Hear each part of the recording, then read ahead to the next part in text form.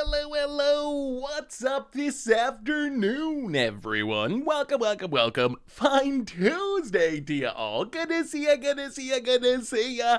What is up, Stone Rain Productions? Doggamith, Dougie.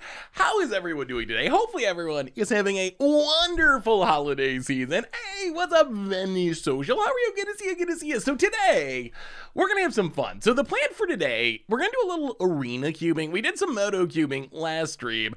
I figured have a nice little chill arena cube, but there's something else I wanted to do that I thought would be fun. We are getting near the end of 2022. This actually will probably be the last stream of the year because I got something going on Thursday, so this will probably be our only stream for the week.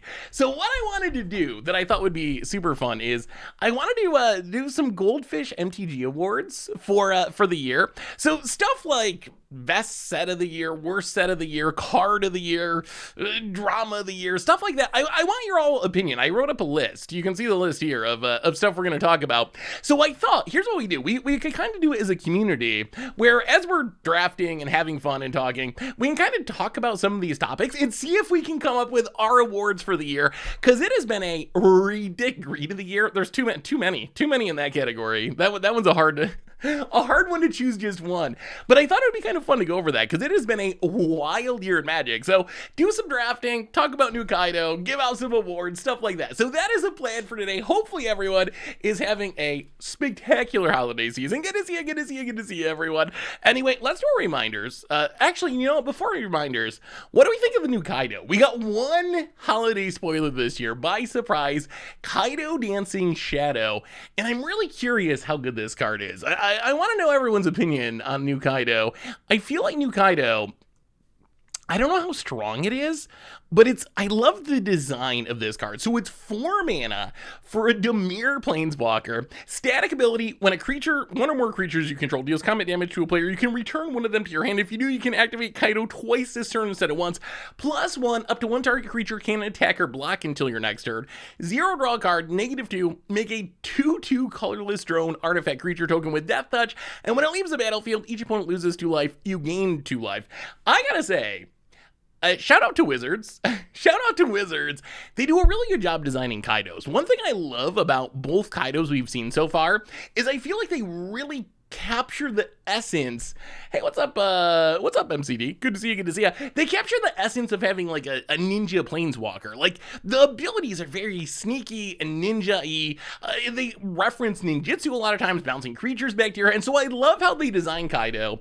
It is just a rare planeswalker. Power level wise, I think the card could be good in the right deck. If you got ETB triggers, Panharmonicon style stuff, if you can take advantage of bouncing creatures back to your hand because you want to be replaying your Muldrifter or whatever, I think it could be pretty good.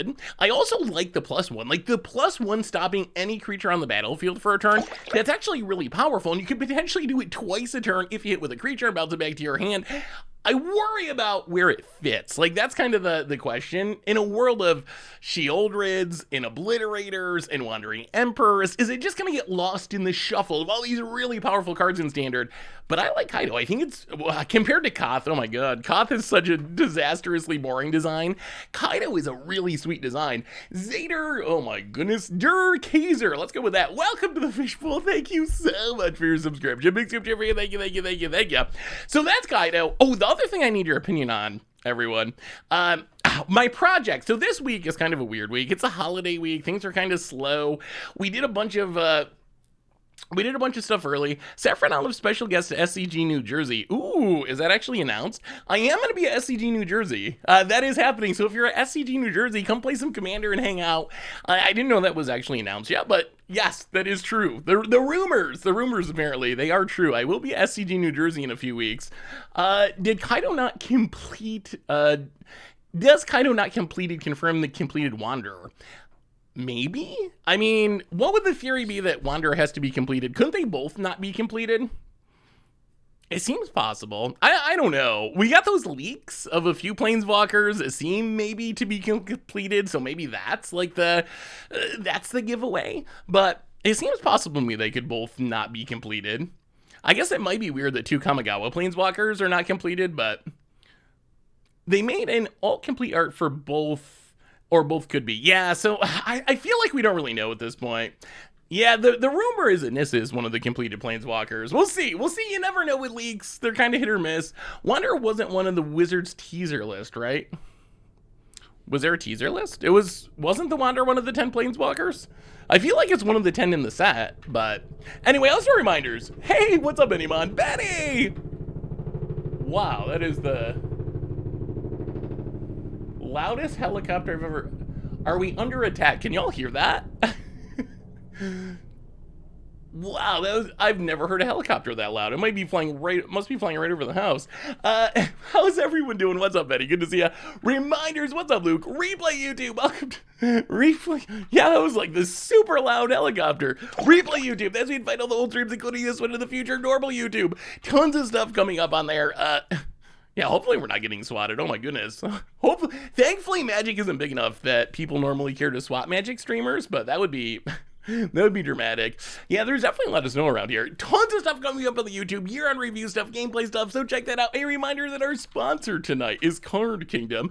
If you need some magical cards, you can get them over at cardkingdom.com/MTG Even get a free goldfish sticker. Just let them know you want one in your order notes, and you can hook it up. Hey, no, not at all, Paladin. I just didn't know that they had talked to me about it right before the holidays, but I didn't know that they'd actually mentioned Star City Games that it was like official or out now. So I'm glad that I know that it's out now, because then I can talk about it too. So anyway, merch page, tokens, t-shirts, playmats, gonna support the stream and the channel is like donations, always appreciated, never required. $2 or more gets your message read on stream. The other thing I need your opinion on, chat, before we get into this. So it's a holiday week, a little bit light, like everyone's doing holiday stuff, so we don't have all of our group recordings. So one of my projects is I want to redo my recording space, my streaming area, to make it look fresh and new for next year. I don't know if you got any opinions on this, of how to make this work, but that's one of my goals. So right now, let me see if I can, how horrible does this look? Not that horrible. Let me put this green screen down. So this is where we're at. It's a little disorganized. Okay, so if you have any advice on how to make this look awesome, I'm all ears, because I am a horrible interior designer. I got no eye for stuff like that. So I want to like paint it and make it look really sweet, so the videos look really sweet. So if you got suggestions on how to turn this kind of, whatever, bland looking office into an awesome streaming setup where things look really cool, definitely, IKEA in LEDs. Ooh, IKEA's a good idea. Could definitely use some different neon lights. I've seen some black lights. I have a friend that does blacklight paintings that are really cool. I don't know if I want to commit to that always being blacklight, but trying to figure out how to make my own space pro right now too. Isn't it tough, Lucid? Especially when you're bad at it like I am. Display the Blood Moon guitar. My only concern with the Blood Moon guitar being displayed is I'm afraid if I leave it out, Bear will eat it. That's one of the things that I really don't want Bear to eat. Look how Good Luck High Five does it. Yeah, they have a nice setup. That's a good idea. More design stuff with correct lighting. Boy, that sounds difficult. That's good advice, but not enough playmats on the wall. Okay, what about this? Here's one thing I thought of. How about Magic cards everywhere? What if you just plaster everything, the entire wall, like card after card after card? I know that Mana Source did this a while ago, Wedge, like a long time ago. Would that be cool? The other suggestion someone had that is kind of neat is a fish tank. It would be really sweet. Imagine if this whole wall was just one huge fish tank. That's probably not actually practical, and I probably would not be able to keep it clean and looking nice. But a fish tank, that would work really well with like the goldfish thing. So I don't know, maybe there's a way to have a little fish tank or like a goldfish tank. So I don't, be thinking about it. If you got ideas. If you got ideas, let me know, because we'd probably do some really sweet stuff. No, but it'd be filled with piranhas. That would really be James Bond villain if it was full of piranhas. Yeah, a small. Hey, what's up, King of Carrot Flowers? A small fish tank, just a little goldfish bowl with one goldfish as the mascot. If I painted a card of you and Bear, would that be cool? Yeah, that would be super cool. I mentioned this to. I mentioned this to Mama Olive, my mom. I was like, yeah, I'm thinking about redoing this. You got any ideas? She said, oh, just have someone paint a picture of your face and bear face on the wall. I was like, I don't know about that. That's a little bit weird. I don't know if I just want my face on my own wall, but yes, I'm open to any suggestions. An accent wall of cards would be cool, but not wall to wall. Ooh, yeah, that's a good idea. Van art. Someone also said just like have people tag it. I know some artisty type people, so like they come and just like spray paint it or a mural or something. That could be kind of neat, but yeah, keep that in mind. If you got suggestions, I'm definitely open to it. A goldfish in a tank has to have the camera on it so we can switch to the fish cam is a great idea. A big tank with just one single goldfish. I also want to see how Bear would react to having a fish. I think that'd be entertaining. Anyway, we're here to play Magic, not just talk about interior design, and give out our MTG Goldfish community awards for 2022. But first, we should probably get into a draft. And as we're going through the draft, we'll start doing our awards. Siege Rhino and Muldrifter. Oh, that would be so perfect. Siege Rhino and Muldrifter mural. A large tank for a goldfish isn't smart. See, I haven't actually researched the details of it. I don't want to do anything that's gonna be detrimental to the goldfish. So yeah, if it's not good to have a goldfish in a big tank, but yeah, 2 draft streams. It's a nice chill holiday stream. I actually just I've been busy with holiday stuff, so I didn't have a constructed deck that I was hyped to play. So I was like, yeah, you know what? Let's do some draft and talk about Magic. 2 in a row, 2 cube streams in a row. 1,000 gold. Me riding a Siege Rhino. Yes. Me riding Bear, who is in the pose of Siege Rhino. Okay, draft number 1. This is the arena cube, so no power, but hopefully we can still do some ridiculous things. Hopefully some of you have drafted this cube and know what's up with it, because I have not drafted this version of the Arena Cube. And after we get our draft done, as we start playing our games, we'll start handing out awards. Put a Mystic Remora in the fish tank. That was the other thing, is like, it wouldn't have to be real fish necessarily. That would get around the like taking care of it issue. If it's got to stay clean and got to stay nice. You could have a fake fish tank, although that kind of defeats the whole purpose of having fish, I guess. But you could do a fake fish tank. We have a new donation, Billy Throttle, with a $20 donation. Billy, thank you so much. Definitely appreciate it. Thank you. Seth riding a Siege Rhino with Bear, following with a blood moon behind you. Just a big blood moon on the wall. That would be sweet. All right, pack 1, pick 1, Arena Cube. Where's the Black Lotus? So what do we have in this cube? Probably the sweetest card is Primal Command. I do love me some Primal Commands. Ramp into it, destroy land essentially. What else does this pack have?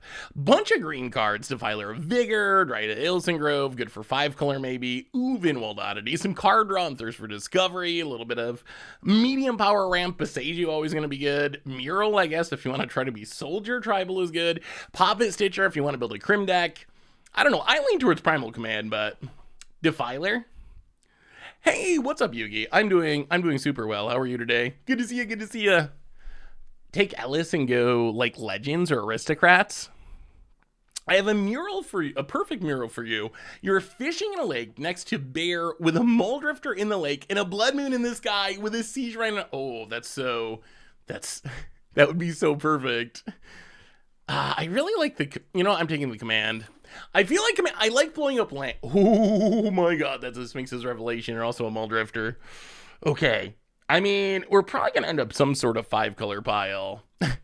That is how my cube drafts tend to go. So this pack, what is appealing? Well, if we're going to go 5-color lands, are good. Muldrifter, you can never go wrong with a Muldrifter. We even have Primal Command to tutor it up. Could also just think Sphinx's Rev. If we ramp enough, Sphinx's Rev is kind of insane. Hey, hope you had a good Christmas, Monster. Good to see you. Oh, speaking of, I will give it to my family. My family is very fun to hang out with for the holidays. So my little brother, we had a family holiday get together with my immediate family. It's either Muldrifter or Rev, I think. Those are the two that stand out. Like, you could try to be aggro, but we don't want to be an aggro deck. We want to do big, ridiculous things. I guess it's probably just Muldrifter. That's probably better than Rev. It's only 2 colors, and we get it with Primal Command. So, ooh, Tamiya. Oh, Shigeki. Shigeki's absurd. I think it's Tamiya or Shigeki with where we're heading. So we had a family get together. I have many little brothers. We've talked about that before. One of my little brothers was in charge of a game that everyone could play. So my little brother, he comes in with just an armful of mouse traps, like the old school, like smack them, put the cheese in there and it like snaps on them, mouse traps. He comes in with just an armful of mouse traps, and his brilliant idea for a game at our family Christmas get together was, okay, everyone throw in a bit of money. I'm gonna set up all these mouse traps and mix the dollars in with these mouse traps, and then we're gonna blindfold people, and you have to try to grab money without getting snapped by a mouse trap. So that was how my Christmas went. It involved. I hope the Shigeki comes back. It involved many mouse traps and some dollar bills. Yeah, Merry Christmas, everyone. Some people got pretty good. Being blindfolded definitely makes it much more challenging. So yeah, that's how was your holidays? Oh, what are we taking here? It was kind of fun. It's definitely super painful. Yeah, that's a redneck Christmas game, pretty much. Yeah, that's very redneck. There is not a way to buy gift cards for Moto that I'm aware of. Okay, we got to make a pick here. Triumphs are good. So far, we're just straight 2-color, though. Memory Deluge is fine. Maze Mind's Dome. It is a 2-drop. Someone said that 2-drops are important. We might need things to do early, even though it's just card draw. You know what? We're gonna take Deluge. I think we just really want early game ramp creatures are probably the best. Wow, pathway.pack. four pathways in a row. Oh, should I have taken Maze Mind stuff? Too late. Trade your friends' tickets is what I do. Yeah, I don't think you can trade with friends, but I don't know of a way to buy like a gift card. You can buy tickets and then just trade them to your friend or whatever. That would definitely work. What are we taking here? So we probably should have taken the Maze Mind's Tome. Pact of Negation. This doesn't feel like a Brawl deck. The Pathway's fine. Jawari Disruption's also. That's kind of like a Mana Tithe, right? Basically, let's take Mana Tithe. Let's take one with a multiverse. I mean, how do we pass up something like one with the multiverse? Sooner or later, we are going to have to get some ramp. We have so many expensive cards. I mean, one with the multiverse is so sweet. How can we not take one with the multiverse? I would rather get green Manador because I would like some real ramp. Ugh. Well, I mean, this is technically a 2-drop. I guess this isn't the worst. Ophidian, welcome to the Fishbowl. Thank you so. I do like Treasure Map too. Treasure Map is basically Maze Mind's Tome. Yeah, hopefully the Titania's command comes back around. Rootwire Amalgam or Treasure Map. Splash Domri. We could Splash Domri. Consider. Is Consider good enough if you don't have any synergies for it? I mean, I guess it's fine. Yes, I will be at SCG. You know what? Let's take the map. I think the map's good enough. I will be at SCG New Jersey. So if you're around, come say hello. Play some Commander. Urza's Command. Oh. The commands are, after playing Vintage Cube and having Cryptic Command and dropping to Urza's Command, it's just not the same. Ether Channeler is not bad though. I mean, that just slows things down. Something we do early.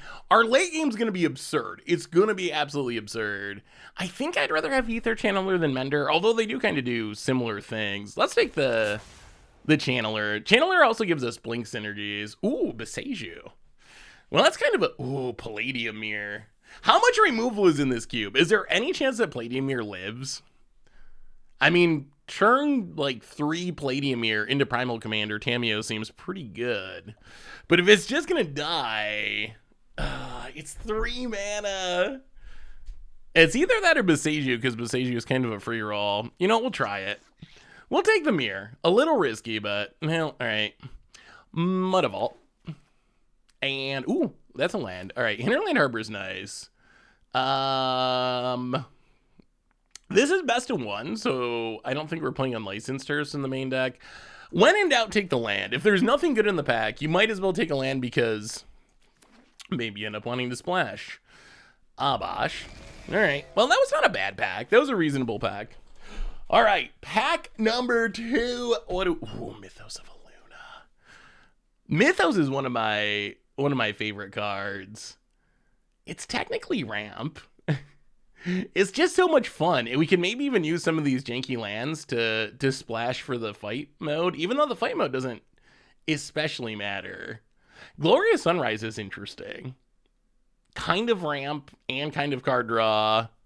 Shark is good. I think I would rather have Mythos, though. Mythos is just so fun. Like, your opponent plays like an Ugin and you get the Ugin. Or even if we just copy our Muldrifter or have 2-1 with the multiverses going. Chandra is sweet. It's double red, though. Do we want to commit into going into red? Obstructionist isn't bad. Saw you were playing my Hulk list in leagues. How'd you do with it?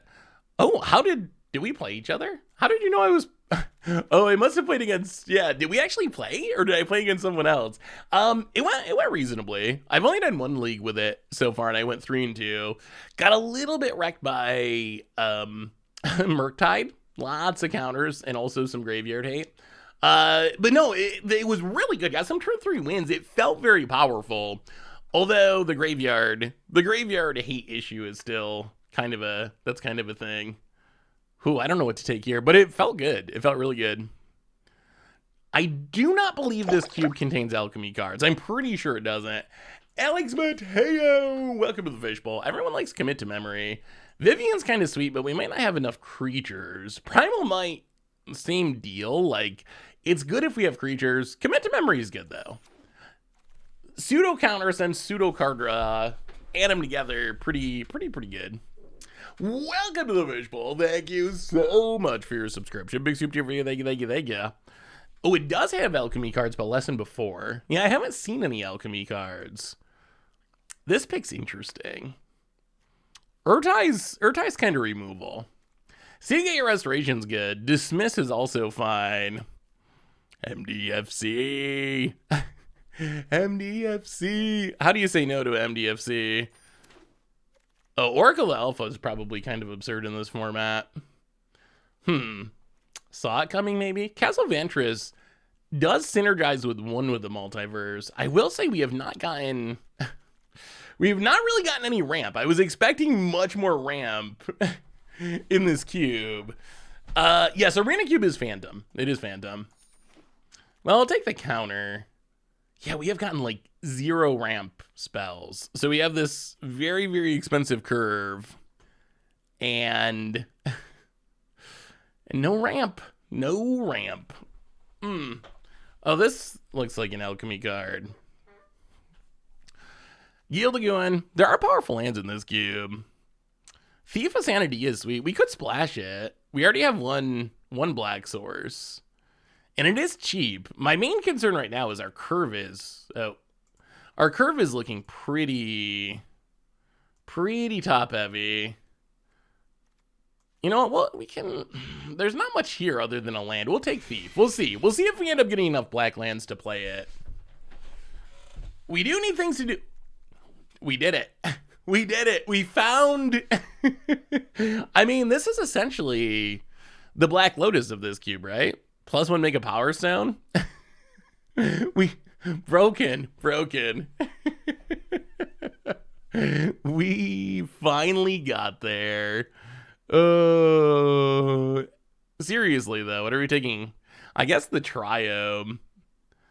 Karn, we can't play. We can't play Karn. Karn is so bad. Maybe in like a super dedicated artifact deck.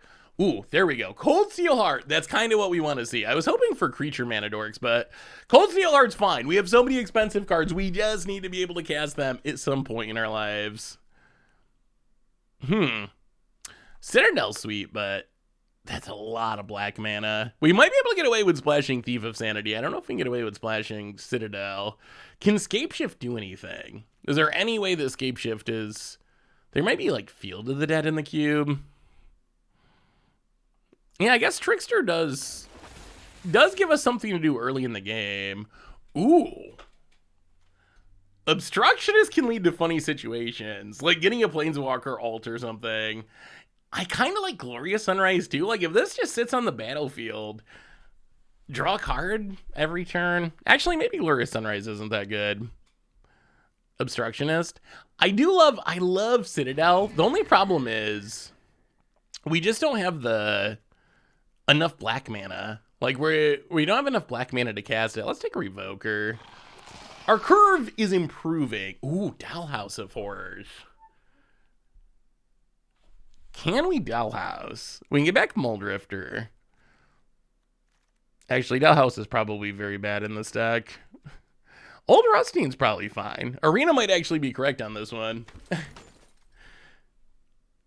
Yeah. I don't think we're playing any. You know what? We'll take the land.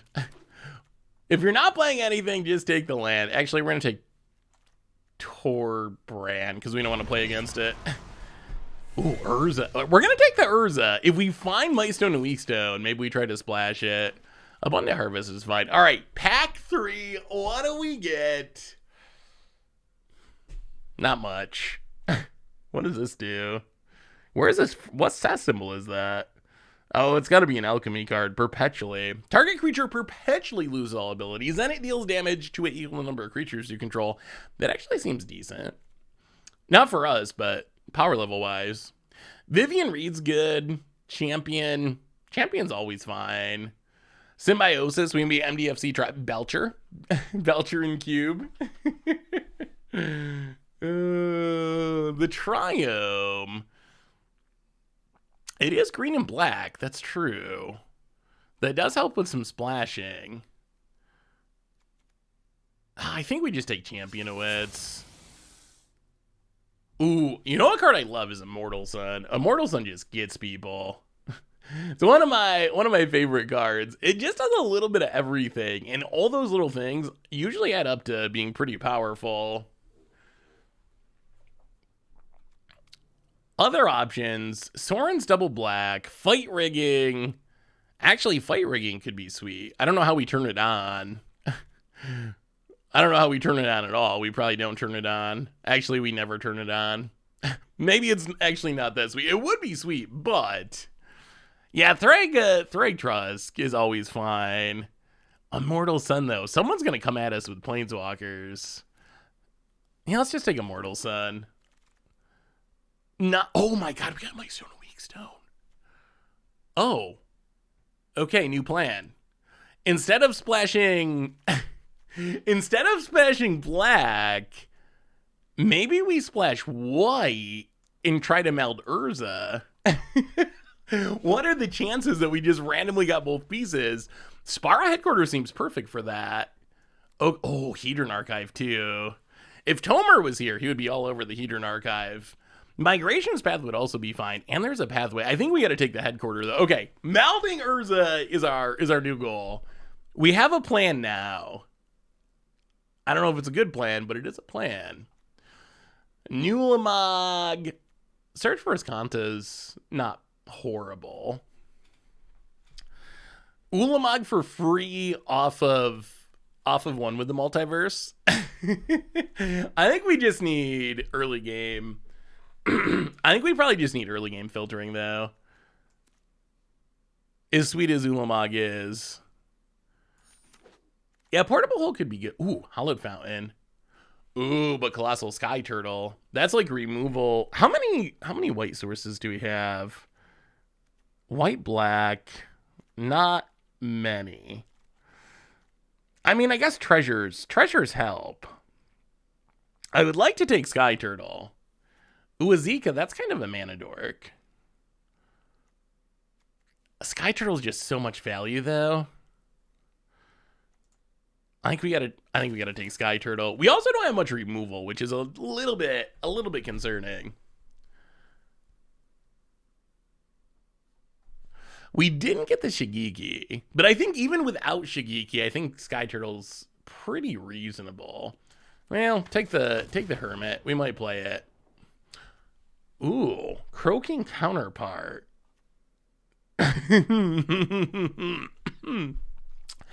Copying Muldrifter seems good.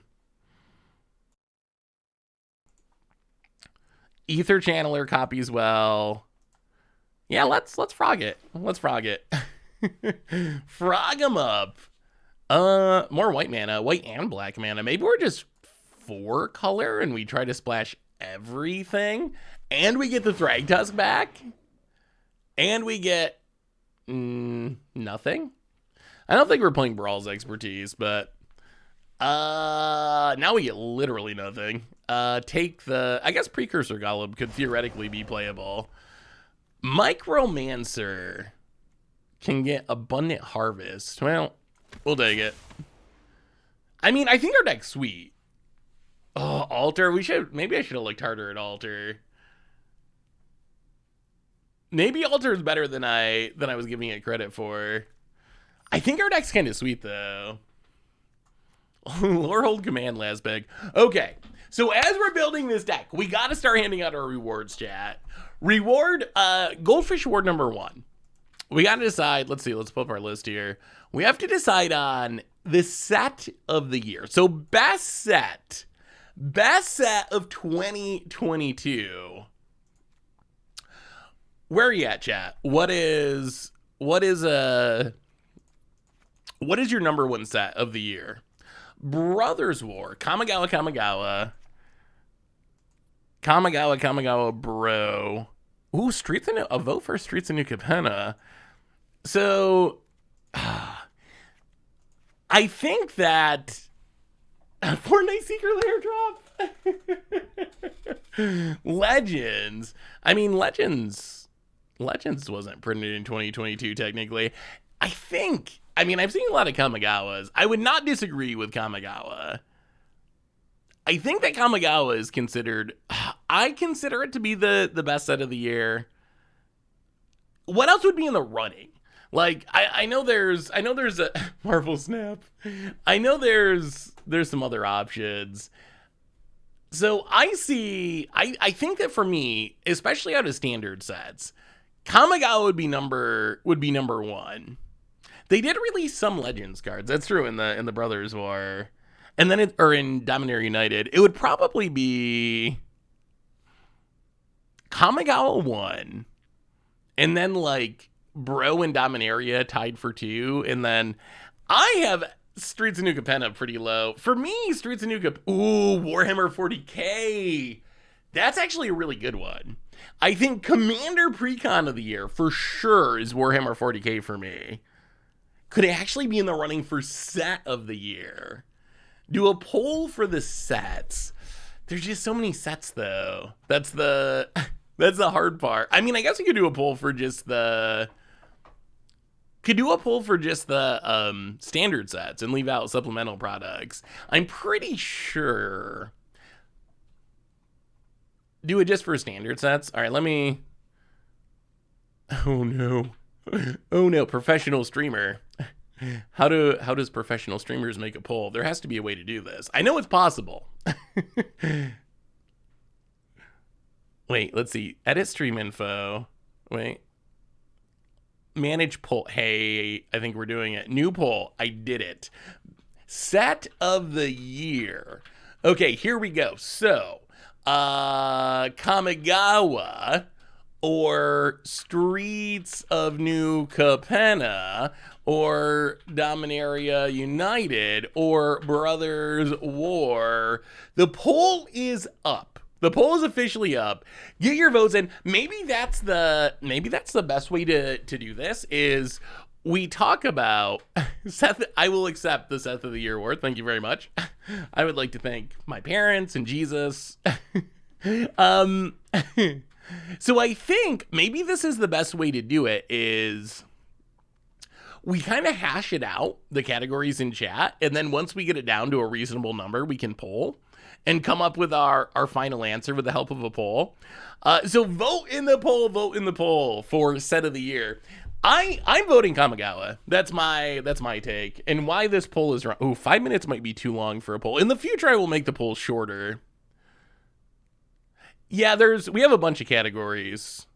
We have a bunch of categories to get through as far as our year-end awards. So what would the best product be? So the poll is only for standard sets.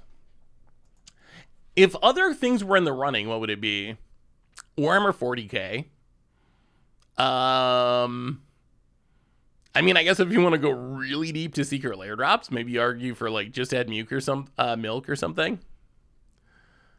Will there be an alchemy best set? That wasn't on the list, but I could add it if that's something that we want. We have the power. So maybe we just don't play the black cards. They are sweet-ish, but I don't know if they're necessary. Maybe we focus on blue-white. Focus on melding Urza. These count as lands. I mean, we don't have to cut that many more cards, honestly. This deck looks fine. I don't know if the deck looks absurd, but it looks fine. I guess we can cut Abundant Harvest. That's kind of fillery. How good is Phyrexian Revoker? Is Phyrexian Revoker... Oh, do we have any other white cards? We didn't really draft white cards highly. We do not.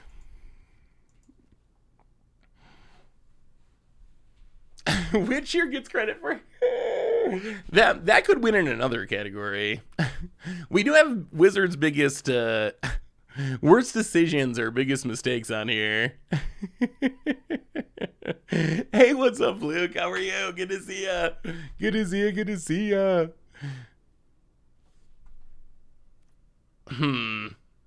We gotta cut one more of something. Is Revoker worth it, or can we just cut... Can we cut Revoker? The voting's up at the top. I will shorten the length next time. 5 minutes is probably a bit excessive. You know what? Let's just cut Revoker. That's fine. Cut Revoker. Add in all of our lands, including MDFCs, Hinterland Arbor, Spara's Headquarters, Triome. I mean, this deck doesn't look... It doesn't look bad. All right, basic lands. And then I think, I mean, if we meld Urza, we can probably win.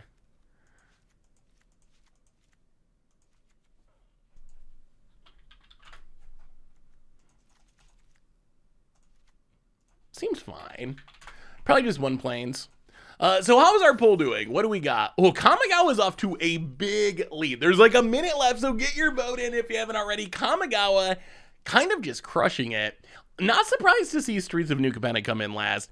I will say for me, I think that I would have Streets of New Capenna as the most disappointing set. Out of the big, like, premier sets, the tentpole sets, I would have that as the most disappointing set of the year. I think that... For me, Streets of New Capenna is a set that didn't deliver on its promises, if that makes sense.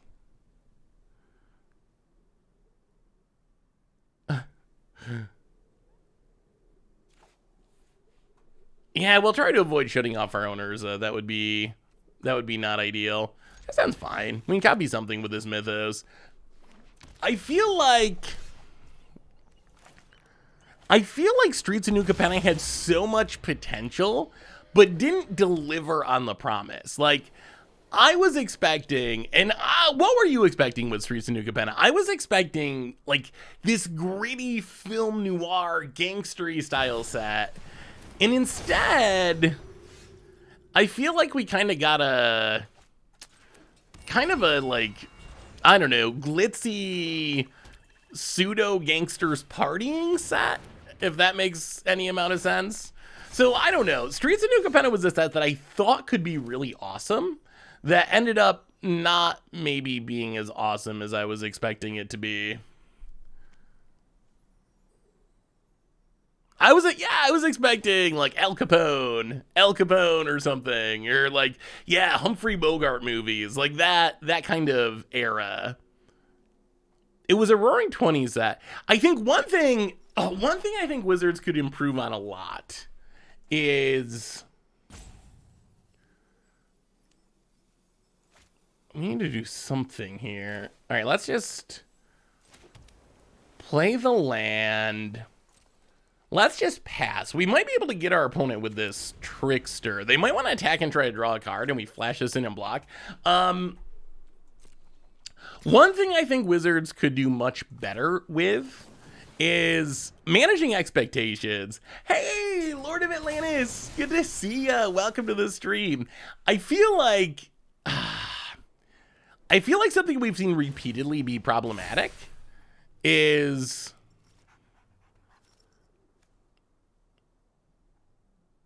Wizards just setting expectations in a way that doesn't...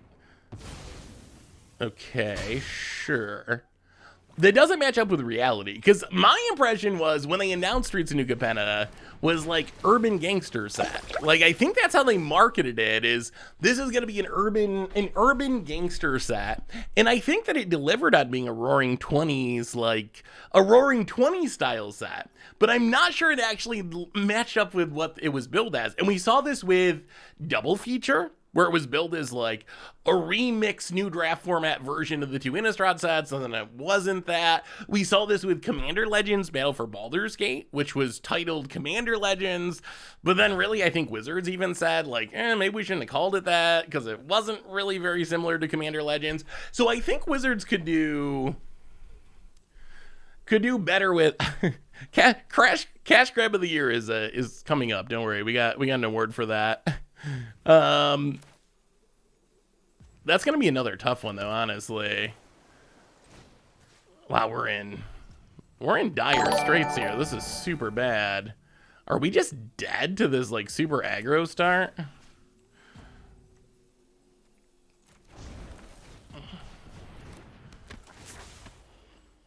Well, Ether Channeler bounce Macias. I think this is our only realistic shot. We are in a really bad spot. Red Eyes Vikes, welcome to the Fishbowl. Thank you so much for your subscription. Big super, thank you. Ooh, we have a new donation. OneCube, $5 donation. I'm obsessed with the new Capenna's flavor, and I want to build an EDH deck with either Lagrella, Mant Blink, Jaxus, Red ETB LTB shenanigans, or Falco Bant +1/+1 counters. Which you think is going to be the most supported moving forward? Ooh, well, I would say counters in Blink always get support. The one I would be most worried about, I guess, is Red ETB's LTB, so Jaxus. That's the one I would be most nervous about because you just never know. I mean, every color gets ETBs, but whether that'll actually be supported as a theme. Blink, on the other hand, is pretty constantly supported. Counters are very constantly supported. So I would probably look in one of those directions, I think. Jaxus is the coolest. I felt that way too, that Capenna, one of the things that it lagged is if you look at like gangster movies, and maybe I was just misunderstanding what the set was about and thinking it was supposed to be something that it wasn't. But if you look at gangster movies, you gotta have the good guys to go after the bad guys. And I think that's something that was missing in Capenna. Thank you for the donation, by the way, WenCube. I think that's something that was missing. Well, I guess we Cold Steel Heart on green. Play the land. Frog the Channeler. Bounce the Macias. I don't know if we're making any headway doing this, but we're staying alive. So poll results are in.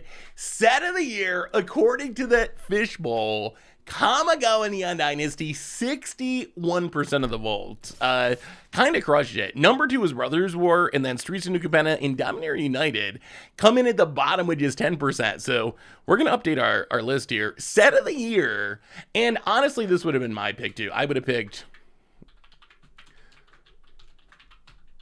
I also would have picked Kamigawa. Okay, more challenging question. Worst set of the year. And again, remember, this is all encompassing. So this does include non-premiere sets. If we're gonna go with premiere sets only, we kind of maybe got that already from the last poll that the coming at the bottom are Dominaria United and also Streets of New Capenna.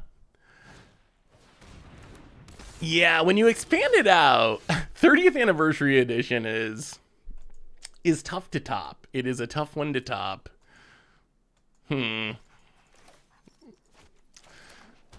Oh boy. I feel like we're losing this one. Our opponents just went so wide so quick. We can tap something down. 1, 2, 3, 4. Well, okay. We gotta leave up the counter. Yeah, Wedding Announcement's a really good Magic card. That is a very strong card. All right, let's Phyrexian Mana Artamio. Tap down the Priest of Forgotten Gods. My flesh was a sickness. Now I am cured. Leave up our Saw It Coming. We don't really have a sweeper either, do we? I don't know how we get out of this. So, worst set of the year. This one's actually really tough. This is way harder than best set of the year for me. So, sets I would consider in the running. Hey, what's up, Homebrew Dwarf? Number one, double feature. Whoa. I don't even know if it's fair to consider that a set. I guess technically it is, though. Double feature is like, yeah, it came out in January, so it is this year. Double feature is like one of the worst sets imaginable. I mean, Magic 30 is also there. I also think Commander Legends Battle for Baldur's Gate deserves a mention. I don't think it can actually beat out some of the truly horrific sets. Hey, what's up, your Tim Paga? How are you? Good to see you. I'm doing wonderfully. Welcome, welcome, welcome. I don't think it can beat out some of the truly horrific sets, like 30th Anniversary Edition, or...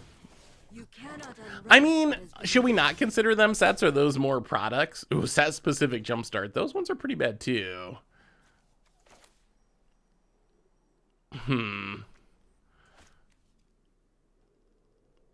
Oh, boy. Wow, this did not work out at all. Man, maybe our deck is bad. We're getting hard smacked here. Hard smacked by aggro. Apparently, we should be playing removal. Removal, who would have thought? I actually think we're essentially just dead here, in all honesty. Malevolent Hermit.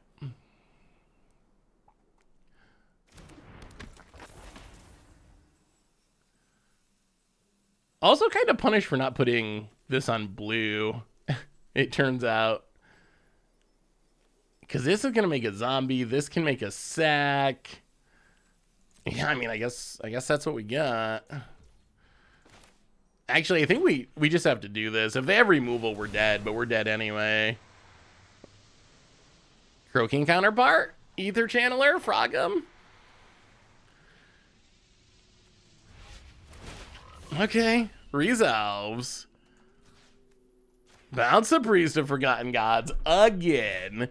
I don't know what this is leading towards, though. Wait, so where are we at with the worst set of the year? Baldur's Gate, yeah. For Baldur's Gate, so I don't think Baldur's Gate deserves to be mentioned alongside 30th Anniversary or double feature. Actually, it's amazing to me that 30th... Ooh, Infinity's another interesting one to throw in there. I mean, I think that's the... Wow, what a blowout. I think that's really the issue. I think that's really the issue with Baldur's Gate is... Yeah, I mean, sure. Orzhov aggro, pretty good. I think the issue with Commander Legends Baldur's Gate was really the reprint thing and expectations. I think that was really the big issue. People expected Commander Legends, And Commander Legends had a ton of great reprints. It was a very high value set. So I think that there was no way Baldur's Gate could live up to that. If it was marketed as like D&D Commander or something, I think it would have went over much better. I think the other thing about Baldur's Gate that was just, it really was the nail in the coffin for this set is the big criticism was, where's the good reprints? And then, like, the same week, and I went back and looked this up to make sure, this same week that Baldur's Gate, Commander Legends Baldur's Gate released, is when they started Double Master spoilers. And that's when they're like, hey, here's the dock side. Here's all these Commander staples that you were expecting at Baldur's Gate. Guess what? They're at Double Masters 2022. We're reprinting them for you. Yeah, boxes might cost 4 times as much as Baldur's Gate. But, and that's what put people over the edge, I think, with this set, was like, where's the reprints? Where's the reprints? Where's the reprints? Oh, they're in Double Masters 2022 for $280 a box. All right, poll is going. I think we've done enough that we can put up a new poll. Here are the options. Worst set of the year. Poll going up. Gonna do 3 minutes this time instead of 5. I think 5 is too long. So option number 1, 30th anniversary edition. Option number 2, Innistrad double feature. Option number 3 that was mentioned by a few people, Infinity. Option number 4, Commander Legends Baldur's Gate.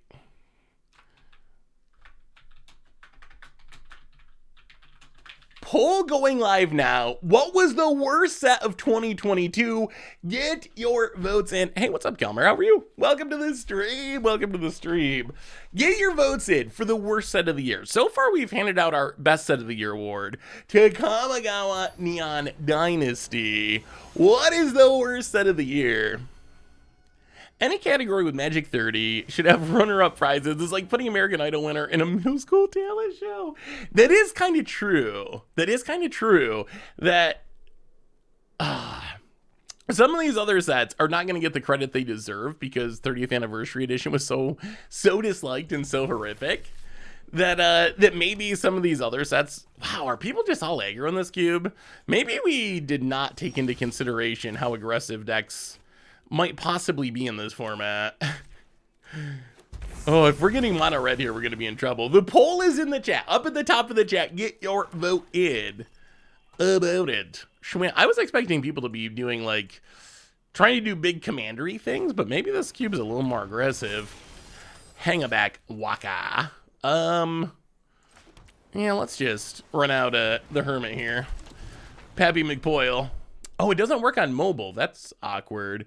Right now, get your votes in. Right now, wow, 30th Anniversary Edition, 85% of the votes. 85%. Innistrad double feature in second place at 11. No votes for Commander Legends Baldur's Gate, and a very few for Infinity.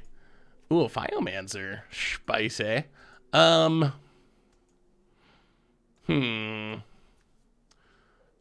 We might Mythos of Aluna that. Let's play the land, play treasure map. Start this right. We found our Mightstone and Weakstone, which will be good eventually. Pass the turn. I think we could give a lifetime award for 30th Anniversary Edition to not give it all the awards. Yeah, I think, like, if we did the worst set of all time instead of just this year, I think the 30th Anniversary Edition would still win. And I don't think it would be especially close. Infinity's a tough one for me. Unsets are cool. My big problem with Infinity... My big problem with Infinity are essentially, number 1, the mixing of legal and non-legal cards, and number 2, just the Acorn Hollow thing was such a disaster. Like, quality control issues, like, literally made it so you wouldn't know which cards were legal and which ones were not legal. There were just so many issues.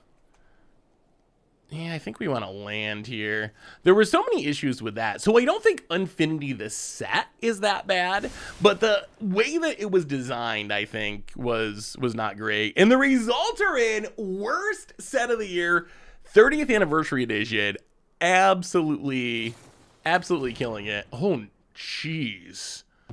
Wow.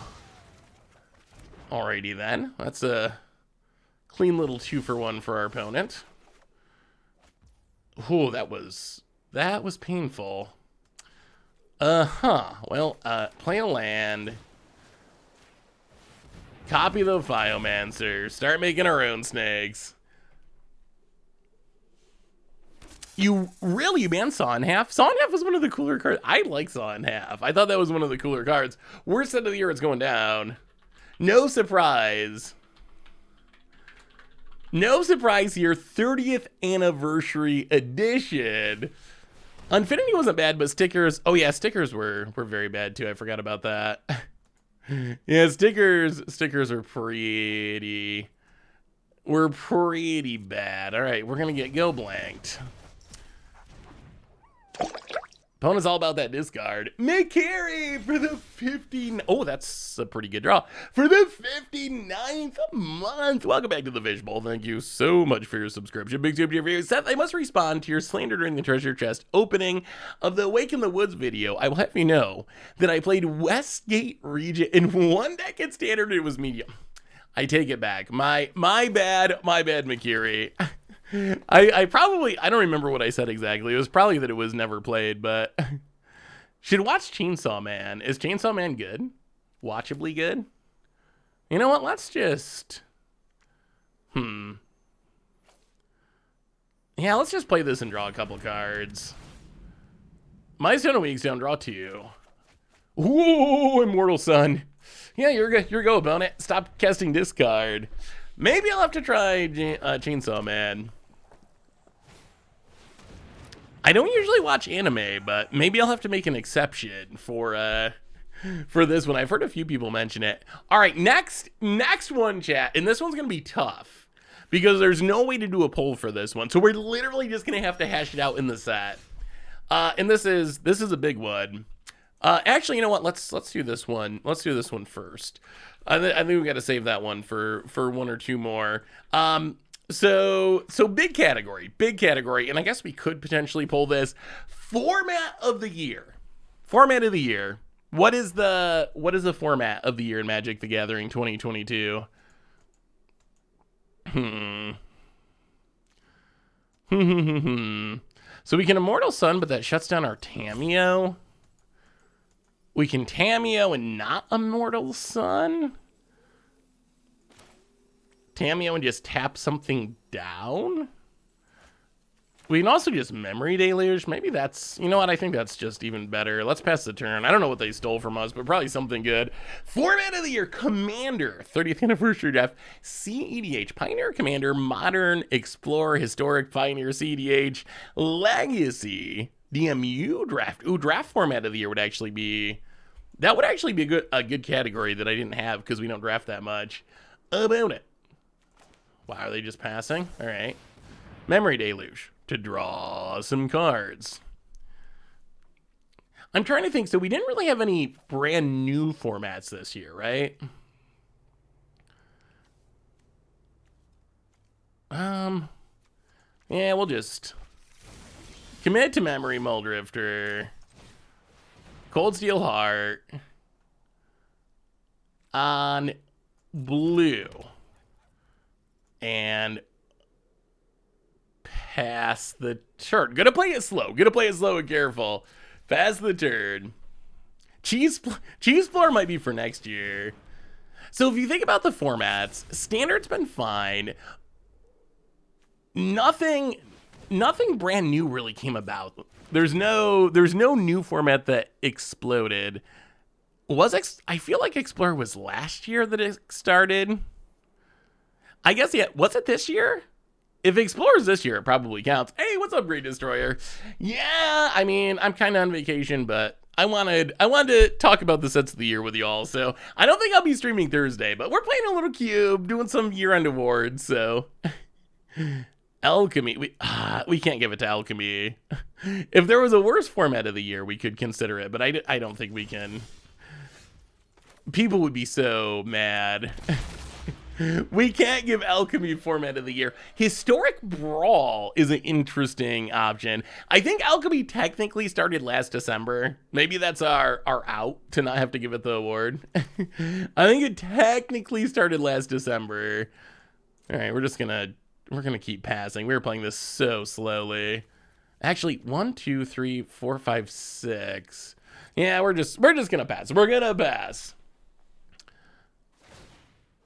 Wait, so where are we at? That's really tough. Standard is improved. Commander is Commander.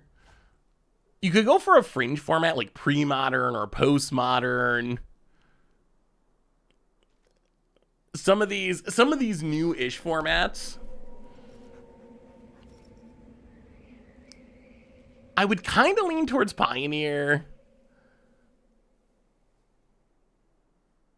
Explorer might be the way to go. Glory Bringer. Yeah, that's annoying enough, I think, to commit. So commit the Glory Bringer. Opponent. Yeah, maybe we give it to Explorer. Is there anyone against giving it to Explorer? Do we have any arguments against that? I'll play the land. If we can just find Urza. I don't want to play the Immortal Sun, because if we find Urza, it's so much better. They wouldn't have taken Urza, I don't think. All right, let's just pass one more time. We're going to Memory Deluge. We're gonna find Urza. We're gonna meld Urza. We're gonna win. That is the plan. Why not do a poll? I feel like... Oh, geez. Okay. Well, that's a thing. There's that Chandra we didn't take. Northern Vanguard. Welcome to the Fishbowl. Thank you so much for your subscription. Big soup for you. Thank you. We could probably poll it.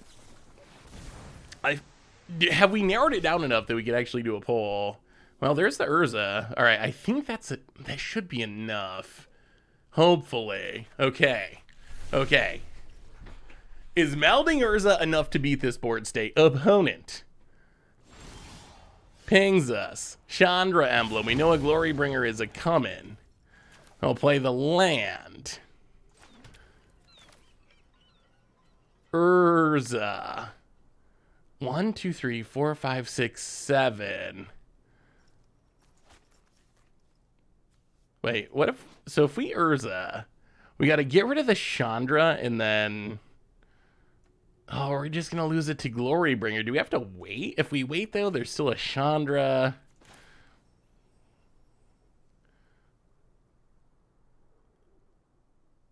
All right, Urza. We gotta do it. We can't not do it. What about voting for Draft, Neo, Bro, Commander Legends, Double Masters for all big hits? Yeah, I feel like most of the draft formats have been pretty good. Yeah, we don't have the ability to saw it coming, though, is the issue. The data might be useful. We're short on mana to saw it coming. We gotta kill the Chandra, or the Chandra's just gonna kill our Urza. So get rid of Chandra.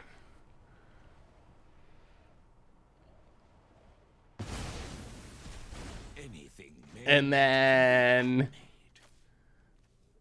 soldiers?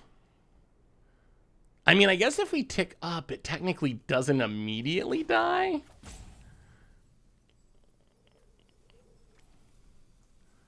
Yeah, but it only lasts this turn, right? I don't think Foretell counts as casting.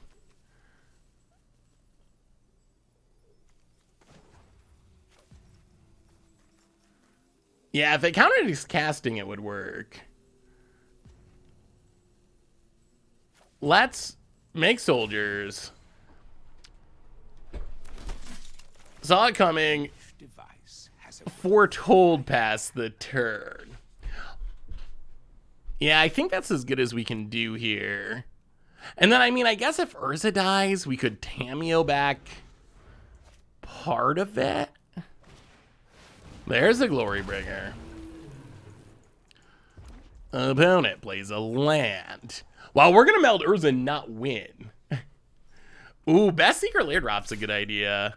All right, so here goes the poll. I'm gonna put up the poll with the best options that we have, which is there's not a ton of great options. Format of the year. This is gonna be missing some fringe formats that just won't fit on here, but we're gonna put Explorer, Pioneer.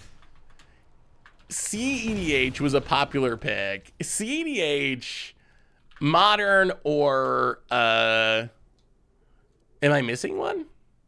Explorer, Pioneer, CEDH, Modern. I guess Standard. Just put Standard as the last option. All right. Poll is up. Get your vote in for format of the year. Oh, there's one with the multiverse. All right, yeah. Well, we will play that. Here comes the big stuff. Top card is a island, which we will play. Croaking Counterpart. So let's just tap down. We only have 14 cards in our deck, which is sketchy, although this can shuffle stuff back in. All right, let's Muldrifter for free with one with the multiverse. Actually, is that correct?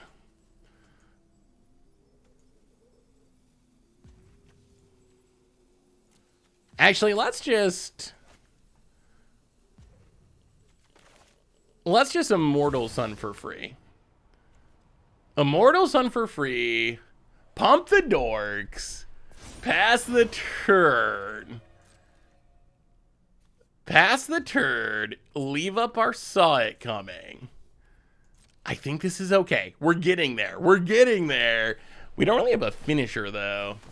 Format of the year! Right now, Explorer is winning. Explorer and Pioneer. I think that makes a lot of sense. Okay, as voting's going on for that, let's move on to another category. This one, there's no poll for. There's no way to poll it. Alchemy for Format of the Year. Although Alchemy was created last year, right? So here's one that is, there's literally no way to poll it. Art of the year. This one I just want your opinion on. Do you have a favorite piece of art from the year? Yeah, but we don't really have anything to copy with Croaking Counterpart. It would be better to copy the Muldrifter next turn, I think. We got this all coming, and we shouldn't hopefully mill out because we have the commit to memory, ideally. That's the theory anyway. This deck could really use a sweeper. Anything Junji Ito. Yeah, that's... Ooh, Bearscape. That's a really good choice. Bearscape was very unique. The Junji Ito stuff was epic. I love the World Gorger Dragon from Dominaria Remastered. Although technically that's not coming out until next year. So maybe that doesn't count. Well, kill the hanger. Hang it back, Waka. Infinity Shocklands were really good. Serial Ulamog was really good. Post Malone, the Post Malone layer drop cards. Oh, the Japanese islands were beautiful. I will say, I mean, I know we've had ups and downs, hits and misses. Oh, this is hilarious. I think we let this go. We can frog it, right? This doesn't say you control. Create a token that's a copy of target non-frog creature, except it's a 1/1 green frog. So if we let this go, we can just make 1,000,000 precursor golems.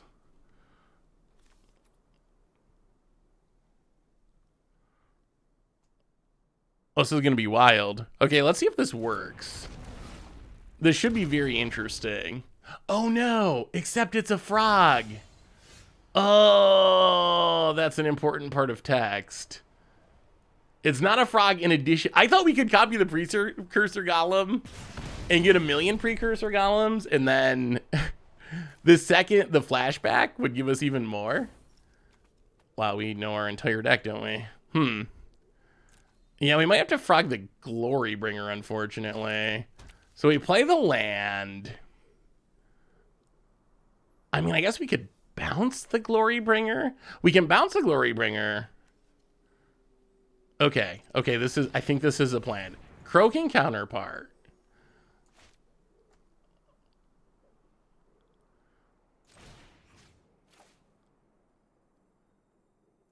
Copy the Gonti.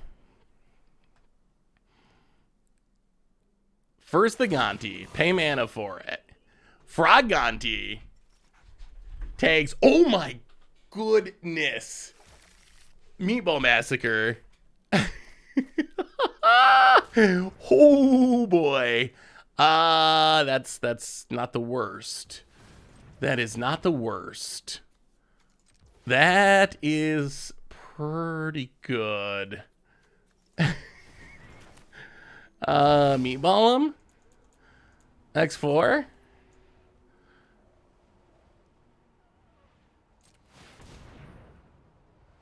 Sweep the board? Sweep the board?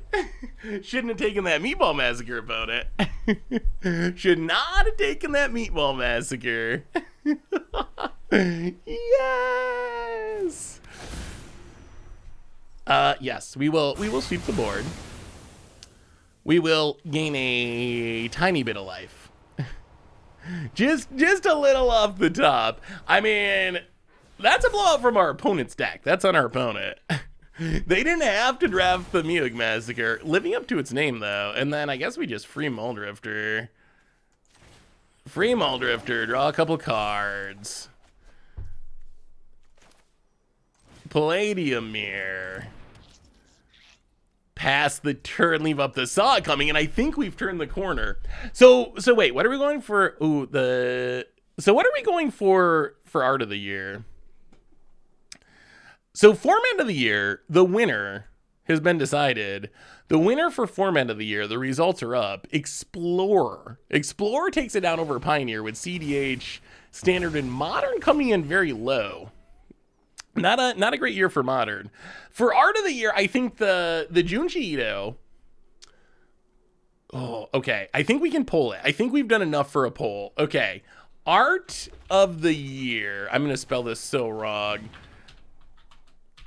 Junji Ito. Art. Bearscape.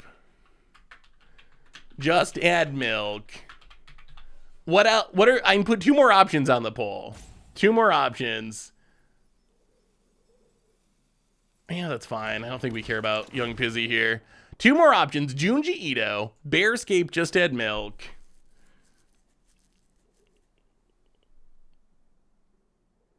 Okay. Jumpstart Anime. J22 Anime Art.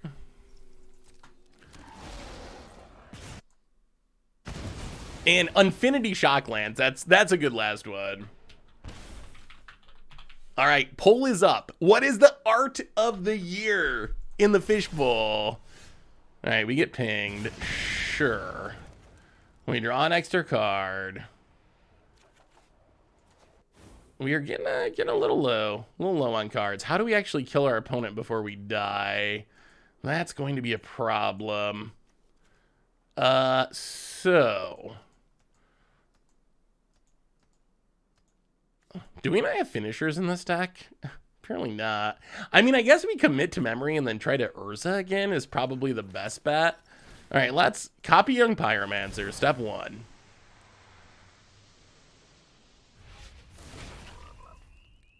Then we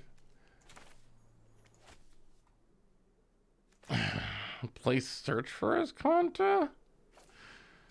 Search for Azcanta for free. Play the land. Ether Channeler. Make a bird. We're gonna go bird beatdowns, I think. Hit you with the Palladium Mirror.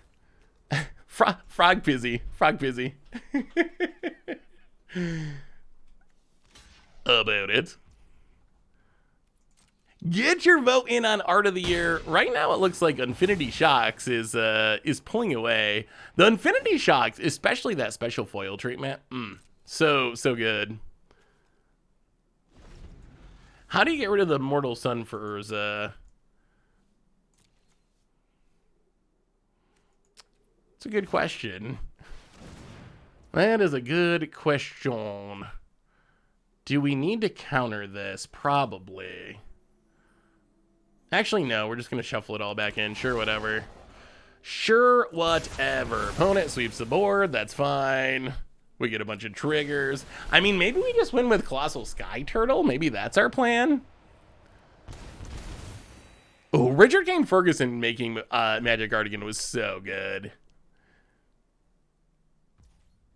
Opponent. I mean, there's some good individual, like the Farewell art, the special version and the set version are so good. There's been a lot of really good art this year. I will say, as much as Wizards has gotten a lot of criticism for some of the greedy things they've done recently,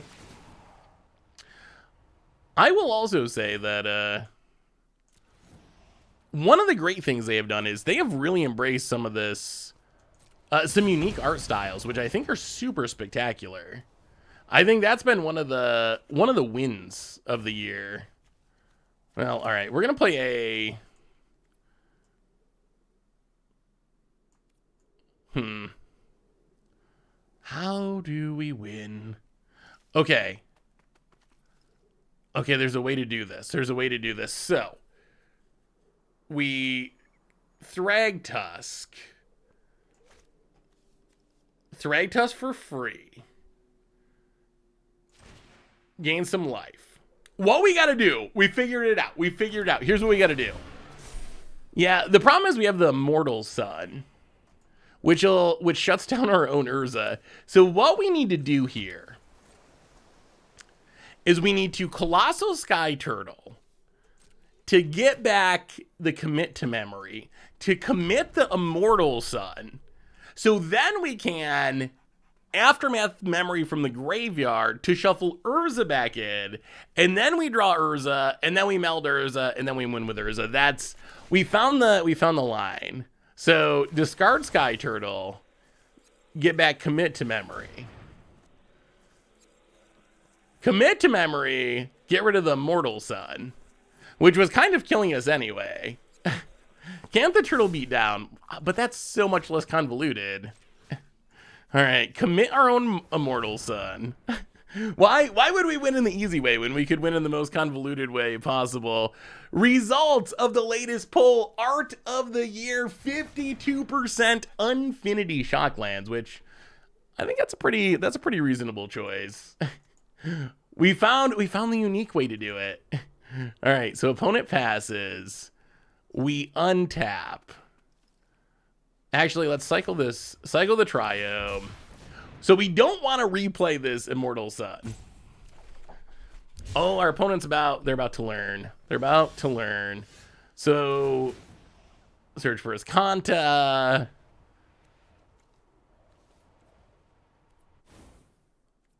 Mill the Immortal Sun. Flip his Kanta. Get pinged. How bad is... Okay, they're going to kill the Thragtusk. We are also going to give our opponent a full hand, which is probably not the best. They kill the Thragtusk. We get pinged. We draw Nimble Obstructionist. We're down to one card in our library. All right, so... we will... play the land. Memory. Shuffle it all back in. Yeah, we're playing a cube draft. Opponent's gonna kill the beast. Sure. They get drained. Everyone gets new hands.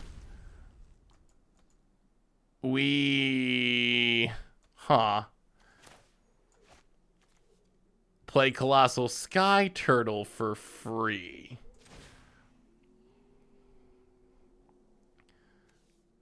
We do have to win before we run out of cards. Okay. Sky Turtle for free. Pass the... What a convoluted game. Yeah, we didn't even see an Oracle. Are Infinity Shocklands only available in foil? I don't believe so. So format, I gotta update our list. Format of the Year Explorer. Art of the Year, Infinity Shocks. Okay, we got some fun ones coming up. Apparently Google does not like... Okay, we'll hyphenate it. Maybe that'll make them like it. Okay, we'll move card of the year down a little bit. Okay, this is a good one. Most overrated card / biggest flop of the year. Oh, they're gonna try to kill our turtle? You know what? I think we're gonna counter that. We might need this turtle to win. We do not have that many cards left in our deck. Urabrosk. Bootlegger stash. That was getting the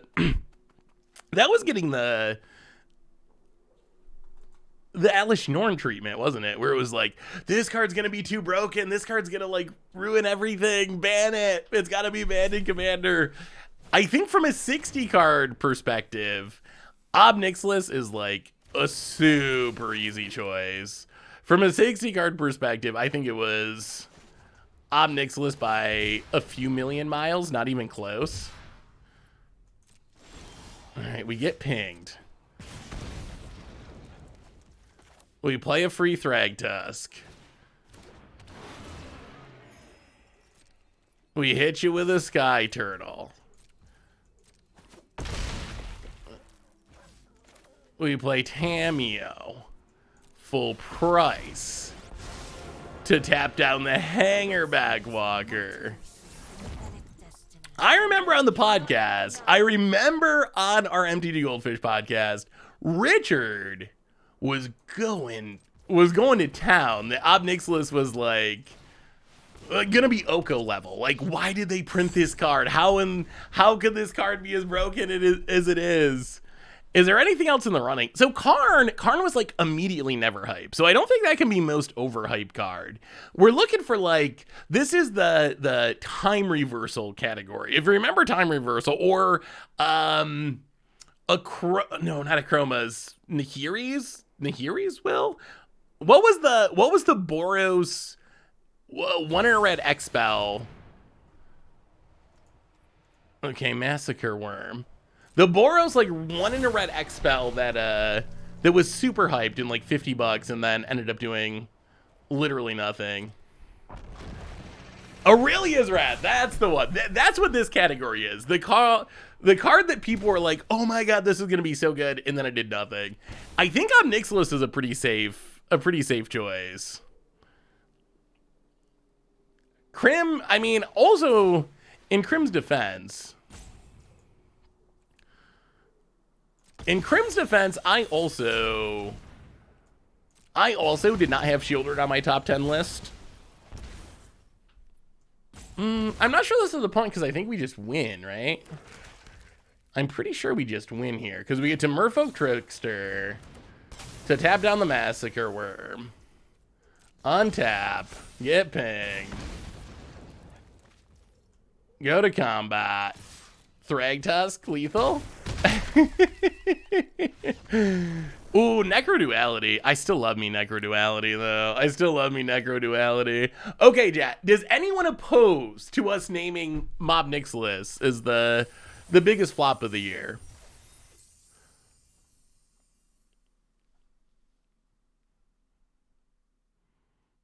Yeah, we already melded once, too. We almost got to meld twice.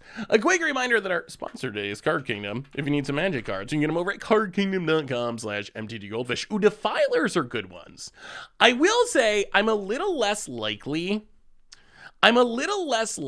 to go after cards that were printed in Brothers War or even Dominaria United, just because they're only like 3 months old. Brothers War even less than that. So some of those, like Defilers, they're floppy now. Will they always be a flop? Yeah, we'll have to wait and see. Mob Nixilis was what? Srisu Capenna, so it's been out a while now. Okay, let's go the other option then, which is the exact opposite. Well, let's put in Mob Nixilis as the biggest flop. What about the most underrated card? This is the Tarmogoyf during spoiler season category, or Dark Confidant during spoiler season. The card that everyone like didn't pay any attention to or said was actively bad, that then ended up being kinda busted. Sheoldred's a really good pick. Ledger Shredder is also a really good pick. Fable the Mirror Breaker, also a really good pick. Mihawk Massacre technically came out the year before, so it wouldn't be counted for this year. I think those are the big ones. Haywire Might, I don't know. I didn't get, Invoke Despair. Oh, I think that's the one I personally whiff most on. I was pretty harsh. I was pretty harsh on Invoke Despair not being good, and now that card sort of drives me crazy in Standard because it's so strong. Unlicensed Hearse. Ooh, Initiative. That's another. Oh my goodness. Oh, this is going to be a tough pull. I would argue against Haywire Might. Maybe it's just my personal biases, but I thought that, yeah, we got to evoke this and try to hit lands. I thought that it was going to be good. That was like my number one modern card from the set.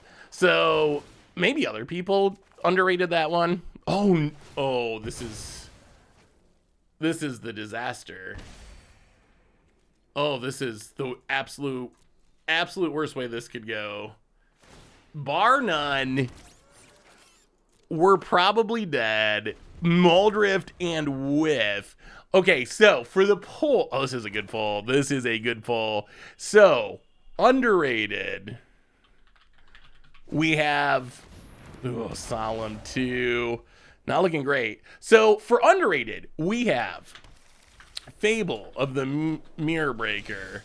We have, it's almost like we're not very good at predicting cards, are we? As a community. Ledger Shredder. Sheoldred. Initiative. What am I forgetting? I'm forgetting one. Now, there's a land that we couldn't find last turn. I'm forgetting one. Well, let's copy the Solemn. We're going to have to do this on hard mode now that we missed our land drops. Get our one. Yeah, we already got a Plains. Let's just get an island. Get an island past the turn. What was the last one that I missed? Oh, Invoke. Obviously. All right. Poll is up. Most underrated card of the year. Ooh, the Kumano Saga is probably on there too. Although I think if we're going to go with the Saga, might as well just go with Fable the Mirror Breaker, which has kind of just busted every format. So I think Misk and Boo is another good option.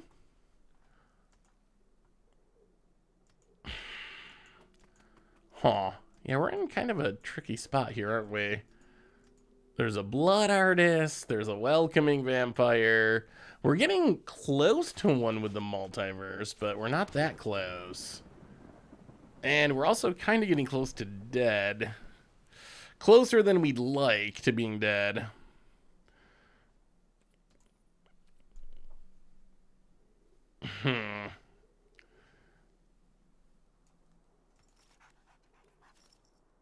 I mean, we can Croaking Counterpart Solemn again. Yeah, I mean, I guess just keep frogging the Solemns. Croaking Counterpart has felt pretty good. I will give it that. Comet's another one. Although I will say those are like, because they only mostly impacted Legacy, I think those are a part of the reason why they maybe are overlooked or underrated. Just because so few people are heavily invested in those formats, that I think something like Minskin Boo or Comet that's like some weird, and even you can argue this about Initiative too. This like a mechanic or card from a weird supplemental product that ended up being really good in Legacy. For me, that's less impactful than something that impacts Modern or Pioneer or Standard or Commander, just because Legacy is not that big of a format anymore. Initiative was one of the mechanics in Commander Legends Battle for Baldur's Gate, the venture into a dungeon / hybrid monarch. Ooh, Wedding Announcement's another really good one. Although I think Wedding Announcement, the Innistrad sets, the release schedule was so weird. The Innistrad sets, though, technically released last year. So I think that technically the Innistrad sets probably don't actually count for this year. How do we not die? Our deck doesn't seem very good against aggro. That seems to be a soft spot for our deck. Next turn we can win with the Multiverse, but it doesn't really do anything. This block's here. Welcoming Vampire going off. Well, I mean, I guess we just pass and hope. Our underrated poll, I believe, is done. Most underrated card of the year. Fable the Mirror Breaker with a pretty convincing win. 47% with Invoke Despair and Ledger Shredder coming in second and third. I would say that if I was going to vote, I'd probably vote Ledger Shredder, actually. I think that Fable the Mirror Breaker got like a medium amount of hype. Like, I don't think anyone or many people thought that it was bad. I don't know if anyone thought it was nearly as good as it ended up being, which is like 10 out of 10 over the top good. But I don't know if people thought it was bad. Ledger Shredder, no one cared about. No one cared about Ledger Shredder, and it ended up being essentially just straight up absurd. Like, it was so incredibly good. So I probably would have voted for Ledger Shredder. But I think that Fable is also a fine choice. We have not... Hey, what's up, Dolphgrim? We have not done Worst Card yet. We haven't got to that one yet. All right, get trained. Opponent draws. This is the second white-black deck we're going to lose to. Maybe Simic's bad. Most overrated color in Arena Cube Draft of 2022. Simic. Oh, all right. Let's go digging. I don't know if there's a card in our deck. Oh. Ooh. Does Mythos of Aluna do anything? Not especially. Well, I mean, take Urza. Melding Urza could do something.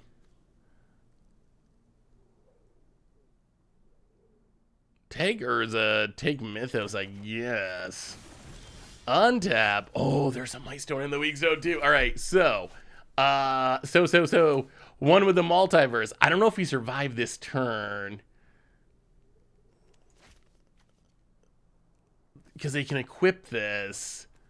Oh, so we're dead if we do that. Okay, we need a new plan. We need a new plan, a better plan. The initial plan was one with the Multiverse, free Mightstone and Weakstone, kill the Blood Artist, but then we died to Transmogrant Crown. Once during each of your turns. Okay, so I think what we got to do is Mightstone and Weakstone. Mightstone and Weakstone, kill the Blood Artist. We do still need to do that.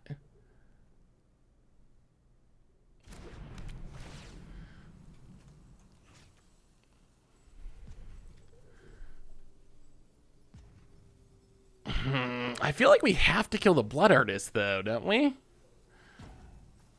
Kill the Vampire instead? Alright, well, we can try it.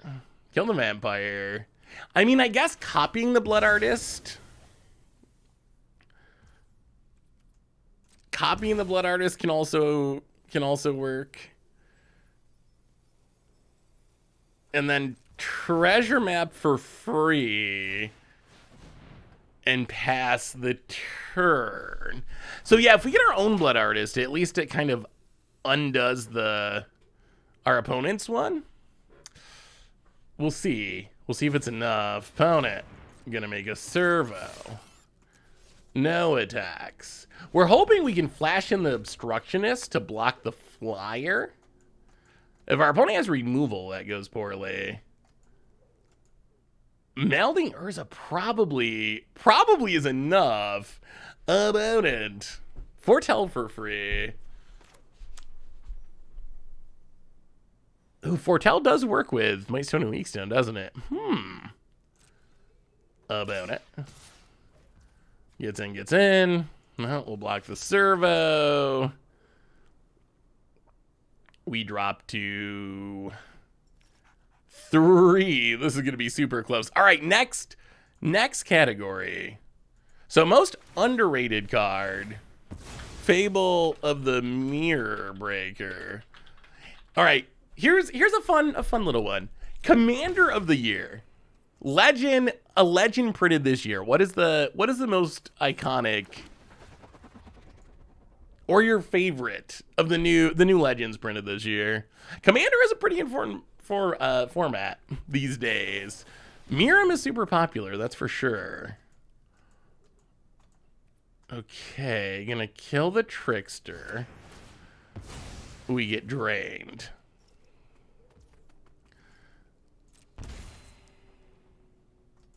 Opponent hits us to 2. Not a lot of life. Not a lot of life. Jaxus is a sweet one. Merkel, oh, Preston, Henzi. Oh, it's so hard to pick because there's so many. Zaska's that's a good Dark Horse choice. Gix is definitely super popular. Well, I mean, let's scry. Scry with the treasure map. 1, 2, 3. 1, 2, 3, 4, 5, 6, 7. I mean, is it just try to flip Urza? Is that into the open mana? Just hope? I mean, I guess, what else can we do? I think that's all we can do. All right, play the land. Play the Urza. Please, no interaction. Ooh, Evelyn's another. There's been too many. There's too many. Taunos is a really sweet one. Jona's a sweet one.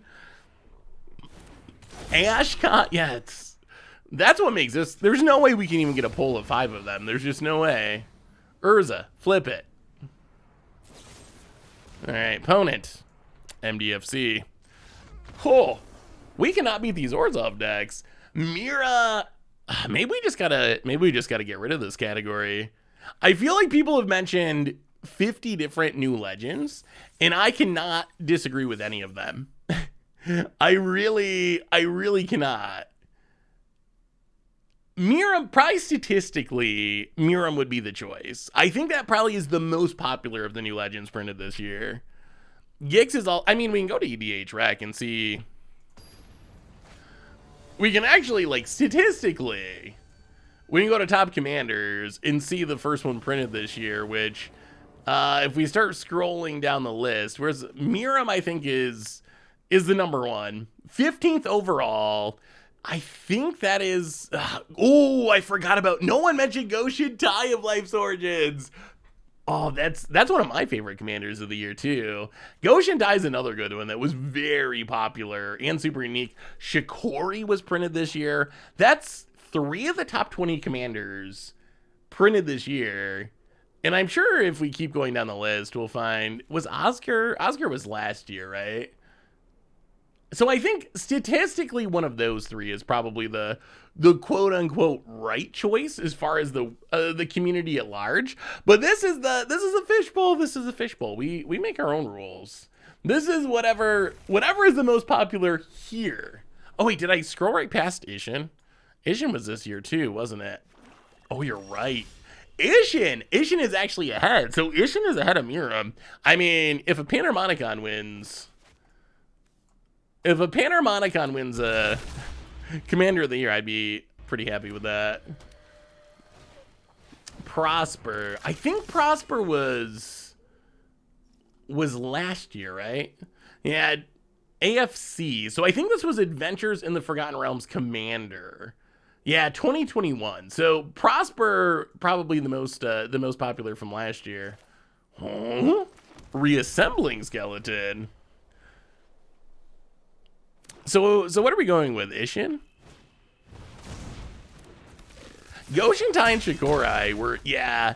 That's one of the things. Wizards, there's this question from Mark Rosewater.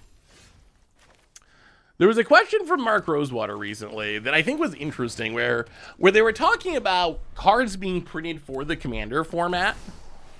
Ugh. It does work pretty well with Rankle. They were talking about cards being printed specifically for the Commander format. Opponent. Rankles. Yeah, that's a problem. Everyone draws. Everyone sacks. Opponent. Wow, maybe this deck is just bad. We've played against aggro a lot. We have played against aggro a lot. Maybe this is like an aggro cube. I thought we could dirtle around, but apparently you can't dirtle around in this format very much. Opponent thought seize. All right, let's move on to another category.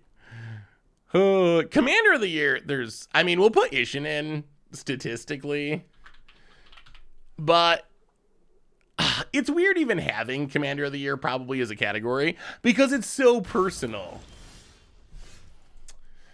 Well, okay, Nimble Obstructionist could actually potentially be our savior here. We are going to try very hard to flash that in and kill this Rankle. If it works, we're in okay shape. If it doesn't work, we're in kind of sad shape. Ooh, best ban. How many? Okay, let me pull up the list. How many bannings do we even have this year?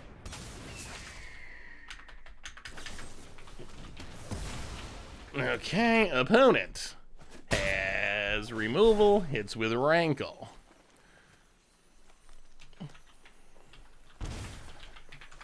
We do not hit a land. Opponent, Circuit Mender. We do not hit it. Wow, boy, this is the most brutal. In defense of our deck, we've also run really, really clunkily and very inopportune times. Well, discard an Urza, discard a Memory Deluge. Play a land. Play a treasure map. Yeah, I don't know if we can. I think it's just too slow. Elspeth's Nightmare gonna kill the champion of wits.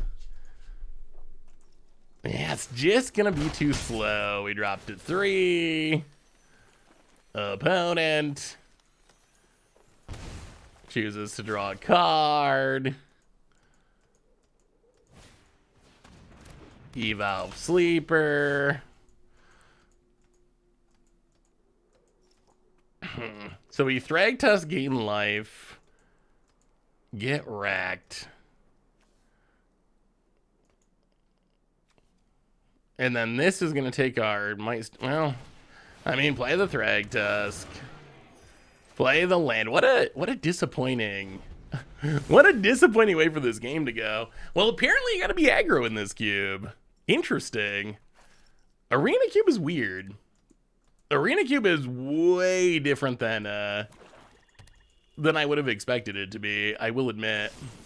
Opponent has another removal spell. And opponent is this yet another. So it's just all like aggro and removal. Reassembling skeleton for our opponent. Goes to combat. Attacks. Well, we'll scry.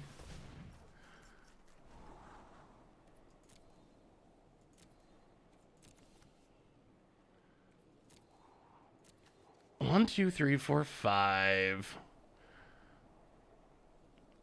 Yeah, I think it's got to go bottom.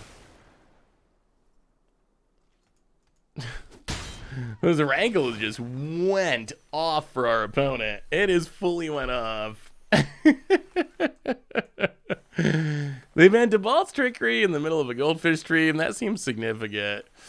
That's true. They did ban that in Pioneer. Let's see. We'll pull up the year in bannings. I feel like this was a pretty light year of bannings for major formats, but maybe there's way more than I'm remembering. No, I guess there's actually quite a few. Well, we'll look at it in just a second. Boy, we're just dead, right?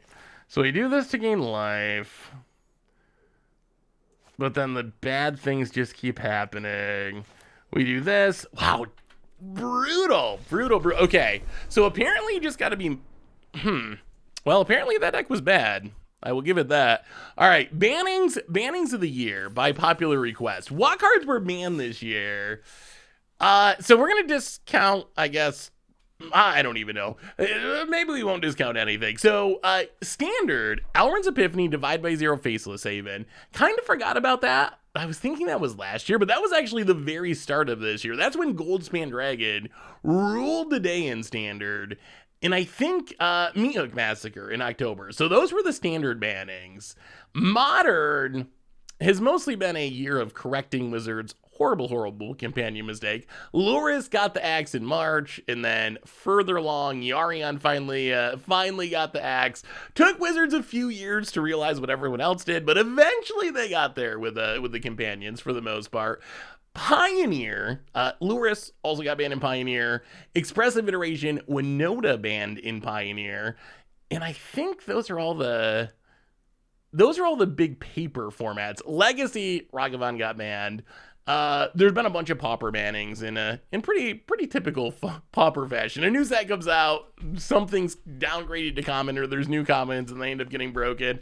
Yeah, that's right. Tibalt's Trickery was banned in Explorer, and it was banned previously in Pioneer. So banning of the year, what would the banning of the year be? Luris was the biggest one. I mean, as far as just the biggest impact, well, I mean, I don't know. Luris is probably the biggest one, although... Hey, what's up to Fairy Time? Although, I would also say that something like Meat Hook Massacre is pretty big because it's a standard card. I think that has to mean something. Yarion, I think, was big, but that would rank behind Luris, I would say.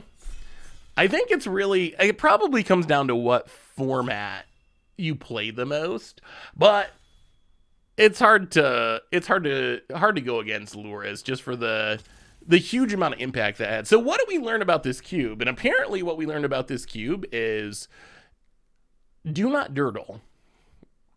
Try to do something aggressive and back it by removal, which has me thinking that, well, that said, here's a cultivate. Oh, maybe that lesson is wrong. Maybe the lesson was our specific deck just wasn't good enough because we were only 2 colors and we should have been 5 colors and we didn't get cultivate. I think maybe that's the TLDR. Hangerback Walker, Reflector Mage. I mean, Coma and Jin are definitely good top end cards, although those are exactly...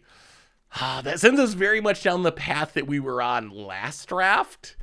Tempted to just take Cultivate, because then we can be 5 color. I'm very scared of taking, after what happened last draft and seeing how aggressive people are in this cube, I'm not sure we can take one of these cards.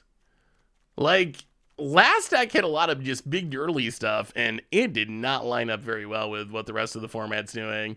It seems like, but Cultivate would change the equation. I'm taking Cultivate. We're taking Cultivate. The problem, I think, is we didn't get enough ramp. I think that's the problem, is we didn't actually get enough ramp to do the cool 5 color things. So I think we got to make sure we have the ramp to actually make a plan like that work. Ren's sweet. Ren's pretty powerful. The World Spell's also pretty powerful. Discover the Formula is actually just kind of... Oh, Hourglass Coven. Yeah, we never played with this card because it's... we never played with this card because it's an alchemy card, and we just haven't built a deck around it. I will say I've lost to this many times, to the point where I think we just take it. This is probably one of the most broken cards that I have seen. Skyboat? Skyboat is cool. We got to take the... Discover the Formula is also kind of busted. So apparently there are alchemy cards in this cube, we are learning. The other thing our last deck didn't have was much interaction. We didn't have much removal. We were pretty much Simic. I mean, you can't not... in a draft, I don't think you can not take alchemy cards. We could not play the alchemy format. Yeah, I think we take language. I was really missing having a sweeper with how last draft played out. But I think in draft, you gotta make use... Ooh, wait, is this another Witch? Witch of the Moors. At the beginning of your end step, if you gain life this turn, each opponent attacks a creature, return one creature to your hand. I have no idea what this card does. Does it do anything with that card? Languish, Cultivate, Warlock. We could be Warlock Tribal. I think if we take a removal, we're gonna take Soul Transfer, probably. Is there a life gain theme to this cube? Jukin Defense the Temple is fine. Soul Transfer is probably pretty good. So maybe we're Golgari. I mean, Soul Transfer is never going to be bad. Which of the more, let's take Soul Transfer. Jadar's also interesting if we can get a sacrifice sub-theme going on, but... Ooh, 2 lands, one of which should come back. Voracious Hydra is decent. I think we'll get the other Warlock on the backswing. Sorin seems solid. I mean, Sorin's just a good card in our colors. That seems like an easy pick. I think... take the land here. I think we should get a land back. I do think taking lands highly is wise, but I think that it's early enough in this pack that we're going to get one back. Yeah, I think we're trying to be like green-black. Ooh, Migration's Path. Maybe we can be like, Overwhelming Splendor. I will say Overwhelming Splendor is one of the most epic cards you can resolve, I would say, in this cube. I don't know if it's practical for us to cast it in this deck, but yeah, Hourglass Coven I think is probably insanely broken. I've never actually played it. I have lost to it several times, and it looked really busted. You know what? Let's take Migration Path. Let's get a ramp on. These are the cards we didn't get last time. Ooh, Willful of Haven too. Okay. I like where... It's a deck of many things.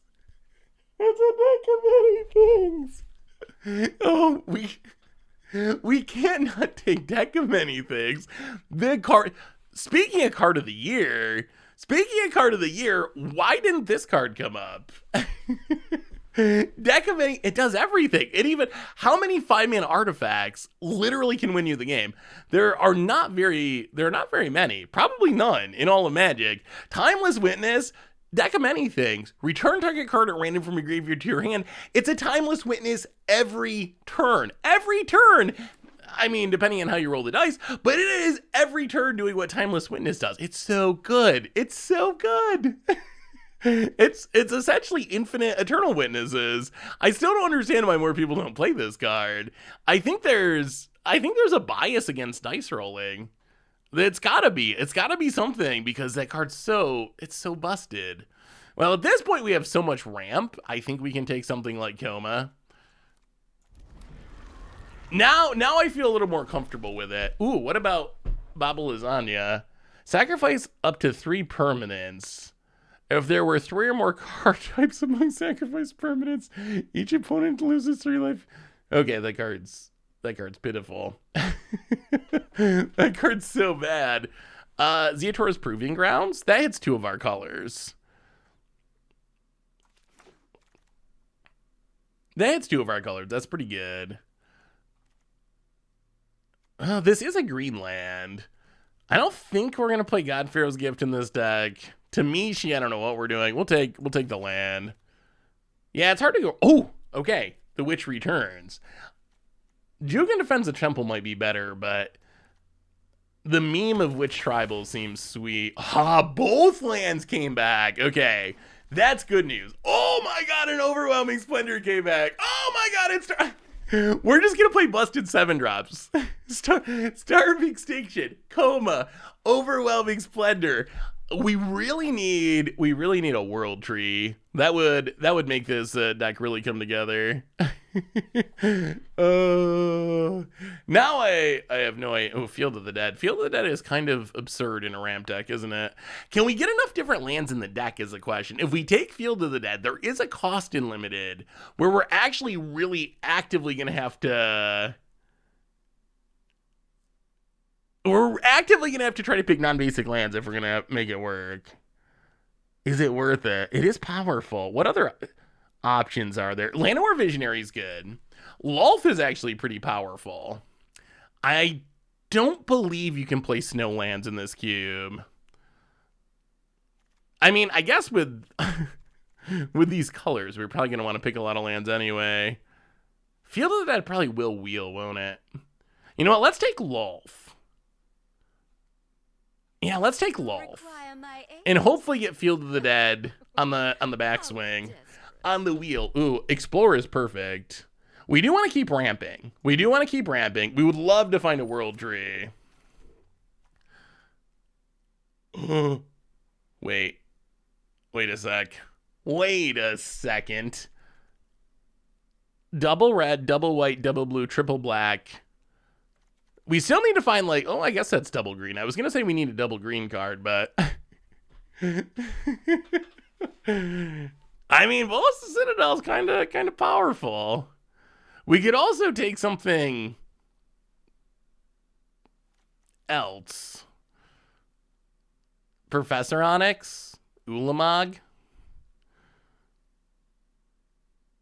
Oh, the World Tree would make this deck so much better. Solemn would be good in this deck too. You know what? Let's take, I think Solemn's. We'll get something back. So the plan of this deck so far is just in the early game, ramp. They got Golden Legacy in this cube. I swear that thing's flying. Just look at that picture. It is seriously flying. Early game, ramp. Late game, Haymaker. Sheldred's fine. We could just probably take another land. We got to prepare for the inevitable wheeling of that Field of the Dead. Yeah, I think we just take Breeding Pool here. Phyrexian Ooh. Dryad of the Ilsen Grove is interesting. That does fix our mana. Thief of Sanity's fun.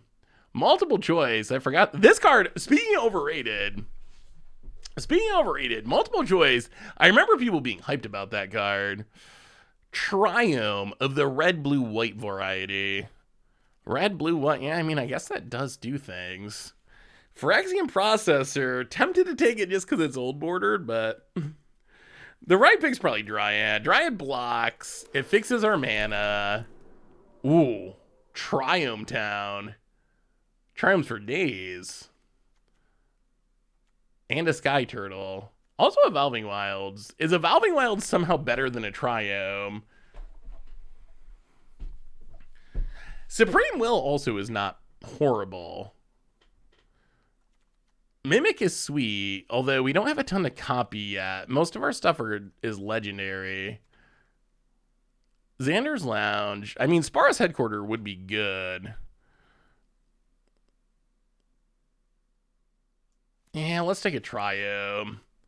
Come on, Field of the Dead. Ooh. I do like Titania's Command way more than I should. Oh, God. Conjure a Plummet into your hand. Conjure a Naturalize into your hand. Draw a card. Flash Quarter is not bad. Flash Quarter is kind of nice in a deck like this because it works early and then it works late. Titania's Command's kind of busted, though. Come on, Field of the Dead. Come on. Was this a Field of the Dead pack? Oh, I don't remember. Well, Into the Triome is exactly the kind of card we want. Ah! We did it. It came back. It actually came back. Oh, Whoa. All of our bad picks like Titania's Commander now paying off. That was exactly what we wanted to see. Now we are rewarded for all of those picks. Hive of the Eye Tyrant? Yeah, I mean, we want different lands, and that's a good one. Oh my, Professor Onyx came back too. Professor Onyx is very strong, and we do have a ton of ramp. Okay, we're getting there. 5. Sorry, haven't heard that name before. Actually, we could take a Miria's Call. That is a differently named land. I was gonna take a Argosy for the memes, but Agadeem's Awakening, another differently named land. Oh, we're gonna turn on this Field of the Dead easily. We've drafted a ton of land. Oh, and Sky Turtle came back. Oh, this deck's sweet. This deck is sweet. This deck's way sweeter than our last one. Oh, and the Death Clap Gate came back too. Okay. 2 packs in. Things are looking pretty good. I don't know how the turtle wheeled. How do we get the land last pick? None of this makes sense anymore. I mean, we do have some ramp up here. We will take any ramp that we get. What does this do? When it enters the battlefield, sack a land, then conjure 2 Mishra's Foundries onto the battlefield tapped. I mean, that is kind of a ramp card, I guess, in its own really weird alchemy style. I mean, Wormcoil is always great. Yarion's got a wheel. There's no way. Let's take Wormcoil. There's no way Yarion. Oh my god, and we got Shigeki to go with the turtle. And it's a ramp spell. Alrund's Epiphany is also kind of busted, but... Oh, Priestess of Warlock, I missed that. Oh, Topiary Stomper is also just great. How high of a pick is Shigeki? We might be able to do 60 cards. If Yarion comes back, I think we can do it. Oh, yeah, Wormcoil with Portal to Phyrexia is really good. I mean, Alrund's Epiphany is just straight up busted. Yeah, Eben Death is on the flop list. With the turtles, Shigeki is so hard to pass up. That's just like the late game engine is so strong. Topiary Stomper would be good, but Shigeki ramps too in its own way. Well, I mean, are we just taking lands again? I don't know if we have enough to sack for Braids. I mean, I guess we could sack lands. Castle Hawkqueen is good. Seasoned Pyromancer is great. I don't know if we can play a double red 3-drop, though. Branchloft Pathway would actually be pretty good. Settle the Wild. Seek a basic land card. Put it on the battlefield. Then seek a permanent card with mana. Oh, that's actually the pick, I think. Yeah, let's take that. That is a ramp spell. Ooh. MDFC, which is really good in our deck. Mana Tithe, which there's no way it's the right pick, but I really want to take it. People Fire, welcome to the Fishbowl. Thank you so much for your subscription. Big super for you. Thank you. Courser's not bad. Bankbuster's very good. Storm the Festival. Yeah, we might have the curve for that. Courser, Hagra Mauling. We might need Hagra Mauling. Yeah, let's take Hagra Mauling. I feel like we're still a bit light on removal. Hopefully the Mana Tithe comes back. Well, I mean, Cultivator's Caravan is 5-color ramp. The Gitrog monster is a frog. Do you think the Yarion wheels? People gotta know. People gotta know, right? People gotta know that you can't. The question is, do we want to be sacking lands? I don't know if we want to be sacking lands in our Field of the Dead deck. I think we take Cobra. People gotta know that it's not playable, right? Ephemerate, Altar of Ball, make it Skeleton. Oh, it's a reanimation thing. Okay. I mean, Tingle Florahedron's good. It's gotta be. There's no way anyone's taking it. It's gotta come back. At this point, I'm gonna be very disappointed if it doesn't come back. I'll take the Triome. Ooh. Ooh. Vorinclex?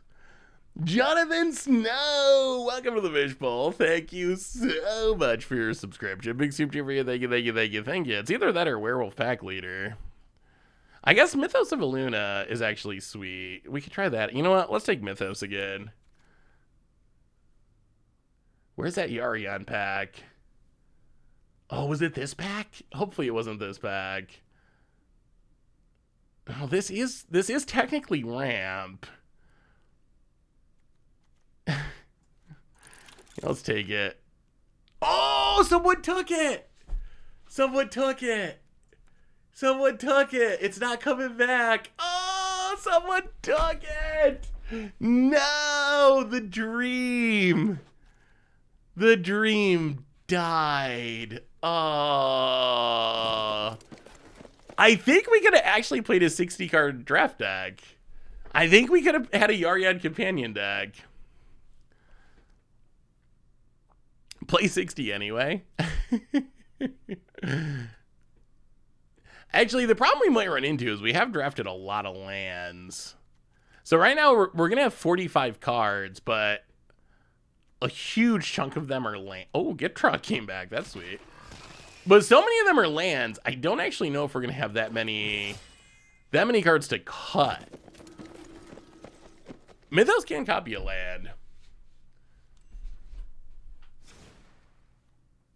This deck is going to be interesting. So, if we look at this deck, nothing's in the sideboard. So, well, we drafted so many lands. All right, let's pull the lands out for a moment. How many lands did we draft? We drafted so many. So 1, 2, 3, 4, 5, 6, 7, 8. Wow, we have 4 Triumphs. 9, 10, 11 lands. And that's not even including MDFCs. 12 lands, 13 lands, 14 lands, 50. We drafted 15 lands. We're not going to have to cut hardly anything. We don't have to cut hardly anything. Because we just drafted so many lands. We have to cut like 5 cards. We do have Reclaimer. We can play the Reclaimer. Yeah, we should be able to turn on field. So what can we cut? We don't want to cut the ramp. So if it ramps, it stays. So this ramps, this ramps, this ramps, this ramps, this ramps, this ramps. Courser kind of ramps. Reclaimer tutors out field. That is true. We also have Titania's command that can tutor out field. Wow, what do we cut? This is actually going to be tough. Then we need our removal. Yeah, we probably need like one of each basic or something. We need a removal. So Soul Transfer's removal. Languish is removal. Oh, this is also ramp. Wow, like this is also technically ramp. Then we have our top end. Oh, this deck looks sweet. This deck has some power. I don't want to cut anything. I mean, I actually think Gitrog we should cut. Like Gitrog, I love Gitrog. I don't think Gitrog works especially well in a deck that's built around Field of the Dead, though. Like, that's the issue. I don't think we want to be sacking lands. Cut red. I feel like red is... How many red lands do we have? 1, 2... I guess only 2. We're going to probably play both of them anyway. We can cut the Burn Down the House.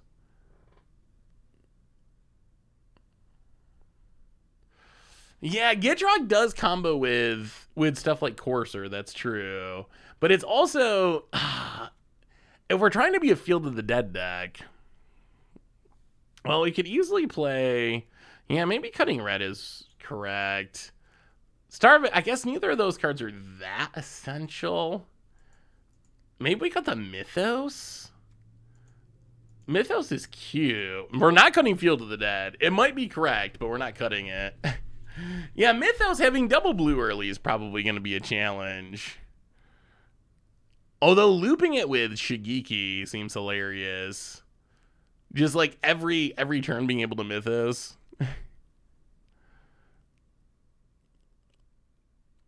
Yeah, we're going to keep Overwhelming Splendor. It was just too spicy to pass up. Maybe we get rid of Courser? Do we need Courser and Ride of the Ilson Grove?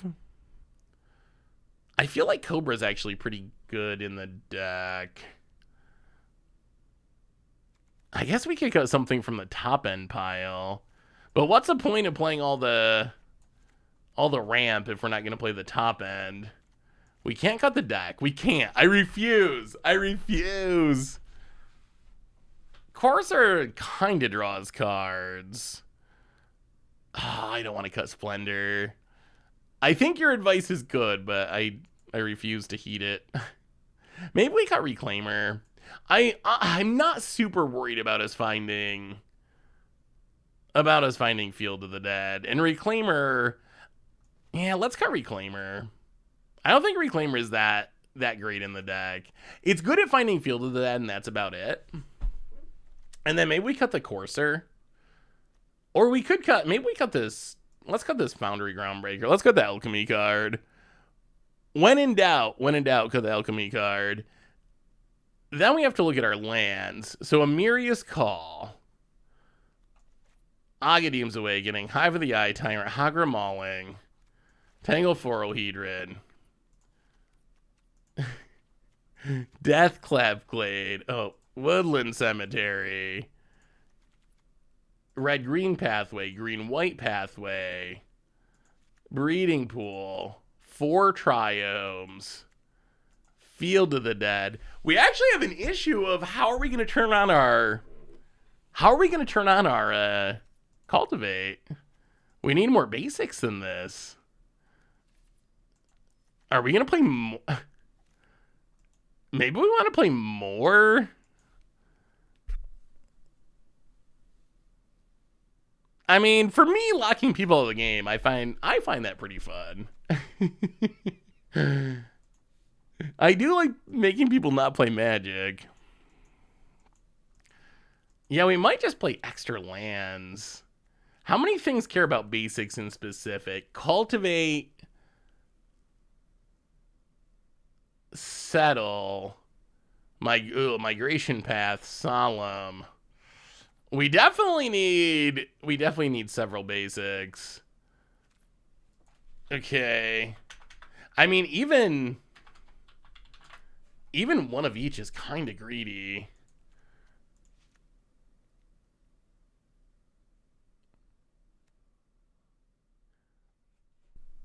And one of each probably isn't correct. Let's go Forest. Swamp. Island. Maybe we like don't Agadeem.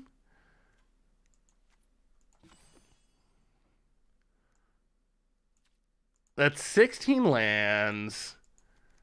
17, 18, 19 lands. Yeah, I can't use snow, I don't believe.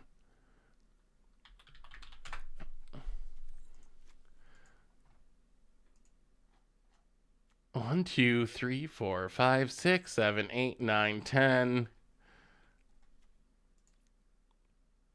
We kind of need 2 tutorable swamps. I guess we probably don't need a tutorable island. 5 basics? 42 card special? We kind of want the red pathway just... it's really tough. It would give us room for another basic, but it's also a unique land for Field of the Dead. So we have this like competing tension. Actually, maybe we should just play one of each, literally, because of Field of the Dead, even though it's awkward. I guess we don't want to play a mountain, though, but we should play an island. Okay, how about this? Island in 2 swamps. Island and 2 swamps, because we're going to have plenty of green, because all of our dual lands make green. But we want to be able to tutor up double black for a million different cards. At least 2 forests and 2 swamps. How many unique lands do we have? 1, 2, 3, 4, 5, 6, 7, 8, 9, 10, 11, 12, 13, 14, 15, 16, 17. Oh, we're pretty good. All right, so we can cut the red pathway and add 1 more forest. That's not bad. That gets us to 6 basics, 42 cards, somewhere around 20 lands. That's probably perfect, actually.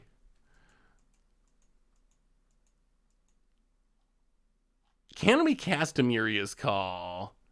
Technically. Not super likely, but technically. All right, we'll cut 41. How about that? 41 card special. Boom. Boom. Let's do it. Let's do it. This beautiful, beautiful pile. The 41 card special. All right, category. I know we're getting near the end of our categories for now, but I want your opinion. I want your opinion on these ones in specific. Worst WotC decision of the year. Worst WotC decision. What was WotC's biggest blunder of 2022? Please just cut white. We're not gonna cut Overwhelming Splendor. We can't cut Overwhelming Splendor. It's too good. $1,000 proxies. Okay, let's try this in a different way. What is Wizards' biggest blunder of the year that is not 30th anniversary edition? I think $1,000 proxies is too easy of a choice. I think that makes it not even interesting, because everyone already knows that that's going to be the winner. Let's say we discount 30th anniversary edition. What is the biggest blunder of the year? Just greed in general? Endless preview season. That's a good choice. Werewolf Pack Alita. Well, let's do a little Shigekin. Take a...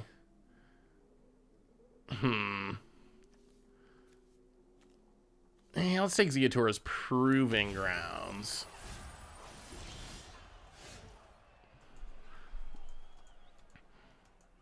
And now what? Is it deck of many things time already? Technology. Oh, yeah, we haven't even mentioned the economy stream. That happened this year. 15 different Pringle foil versions. No meaningful progression on OP. I mean, in Wizards' defense, I wouldn't say no progression, but not enough progression is certainly fair in my opinion. Well, let's play Shigeki again. Play a land. Play Florahedron. Pass the turd. Ooh, lack of animations on arenas. That's a good Dark Horse choice. Bonnet. Pack leaders us. And gonna do some ramping. All right, opponent's also about the ramping here. If we get a blue source, we can play Coma, which would be kind of busted. Not a blue source. Well, okay. Sorin.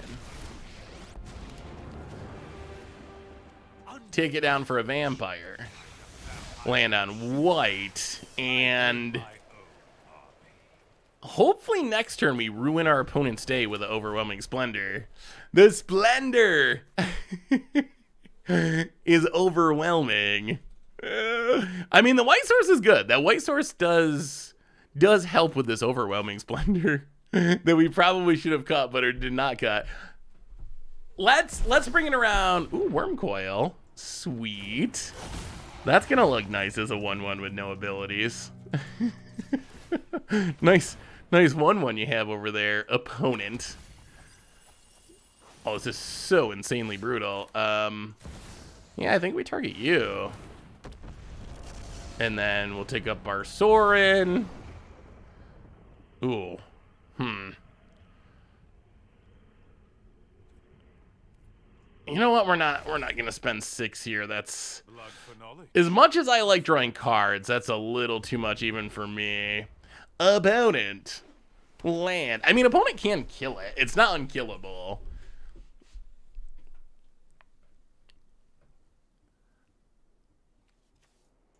And then hopefully we can Titania's Command for...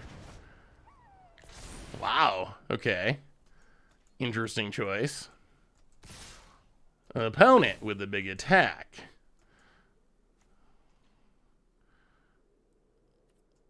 Yeah, I mean, that's actually pretty awkward. Primal Command's a good card. And opponent foretells. And... well, we will play Lolf. Take it down for spiders. Play Shigeki. Wow, that was a ridiculous blowout of a turn. Pass the turn, and this is probably the extra turn spell foretold, so I think we actually lose here. Oh, yeah, this is the deck that opponents trying to play the deck that we could not win a game with last draft. Opponent gonna go attacking. Swings. Draws a card. Well, kill the pack leader.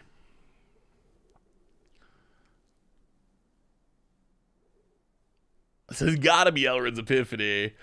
Okay, what about best WotC decision of the year? What do we have for best WotC decision?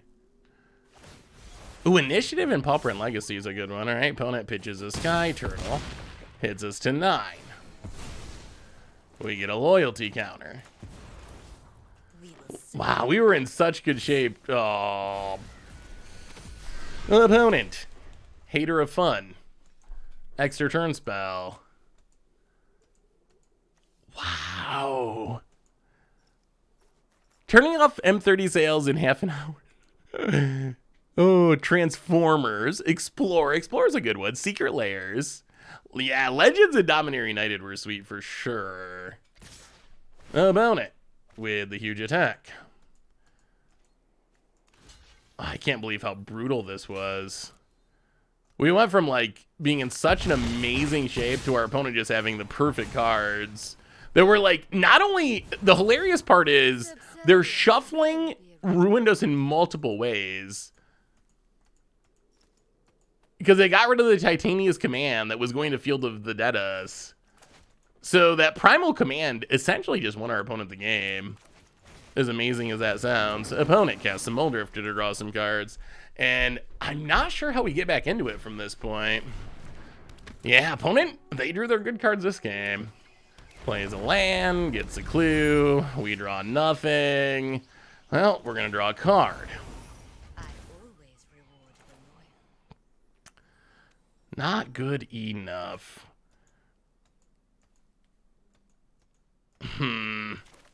Well, that's a disappointing... that is a very disappointing way for this game to go. Play a Wormcoil Engine. Pass the turn.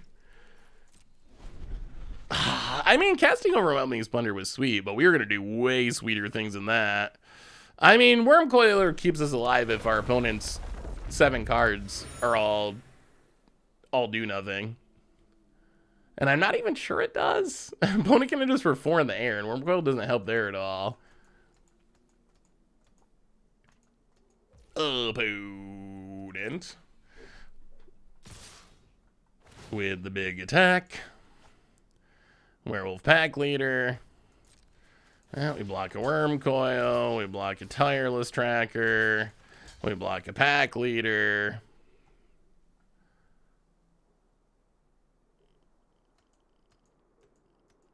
Opponent. Really, and then it was into the extra turn spell too. I think that's really the crux of the issue. Well, Shigeki. It was kind of double trouble. Opponent like 3 for 1 does into Elrond's Epiphany, the banned in standard Elrond's Epiphany. Well, we get a pretty useless land, honestly. Opponent. I mean, they also have the standard version of Ragavan, which is Werewolf Pack Leader. As far as ridiculous snowball cards. Opponent. Wow. Yeah, they spent all their good cards. They're down to spinning Timber Symbiosis, but it's probably too late. Opponent.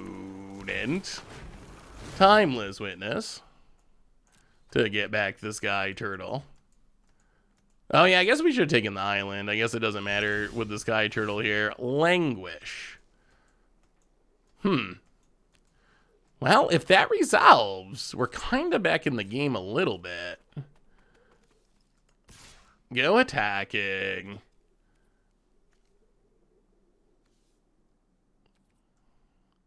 I mean, there's no guarantee it resolves. There's no guarantee it resolves, but if it did... Languish? No, they have a counter. No, they have the Sky Turtle. Maybe it's the Sky Turtle that's doing this. About it. Come on. Resolve. Resolve.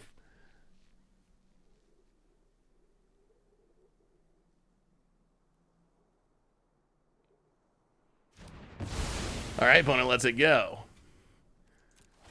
Lolf gets a bit of loyalty. A gift in exchange. We will 1, 2, 3 play deck of many things.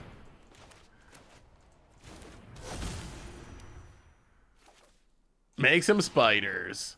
We're back in it. We're back in it. We're back in it. Okay, another category. New content creator of the year. Wow, are they gonna Primal Command our deck of many things? Is that where we are? Oh geez, Cityscape Leveler. At least there is blood. Blows up our Lolf. Okay, not ideal. Incubation Druid. Oh, but they got it back! Oh, no!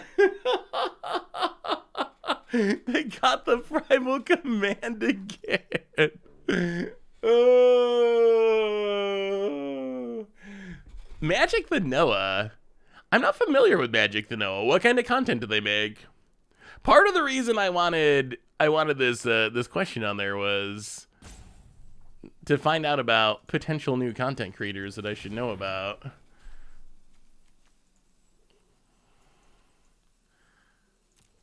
I mean, the problem is this Cityscape Leveler is just going to wreck us. We get back Sorin.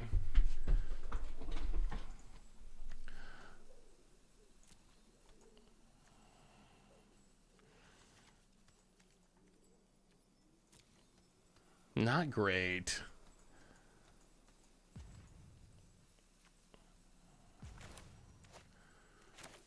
Play Sorin. I mean, aren't we just gonna lose to the Cityscape Leveler? Isn't that the issue that we're having at the moment? Is the Cityscape Leveler just I mean, it just destroys us.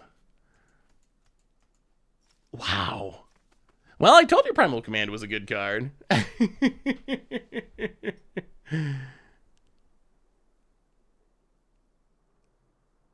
My favorite new content creator, new to me, Mono Black Magic. The jank is delicious.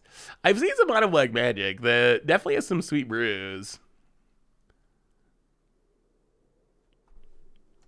I mean, the problem is if we Splendor, they just Primal Command it and then we lose to Leveler. So that also doesn't do it. Because we know they have the Primal Command in hand. We literally saw them grab it with the Sky Turtle. So Overwhelming Splendor definitely doesn't do it.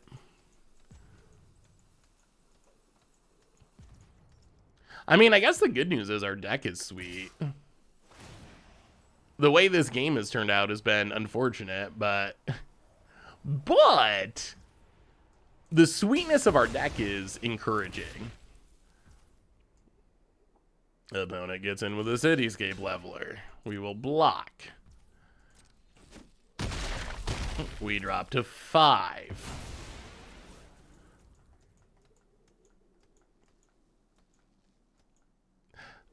Ali Eldrazi, definitely not a new content creator, but yeah, Lee's definitely a good dude.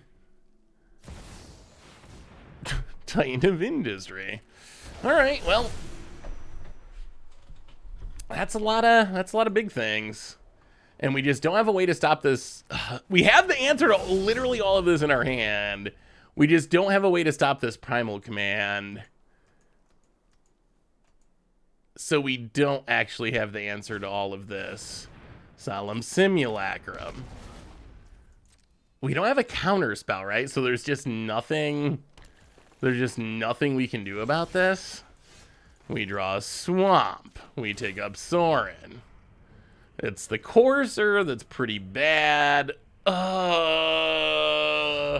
that was a disappointing game.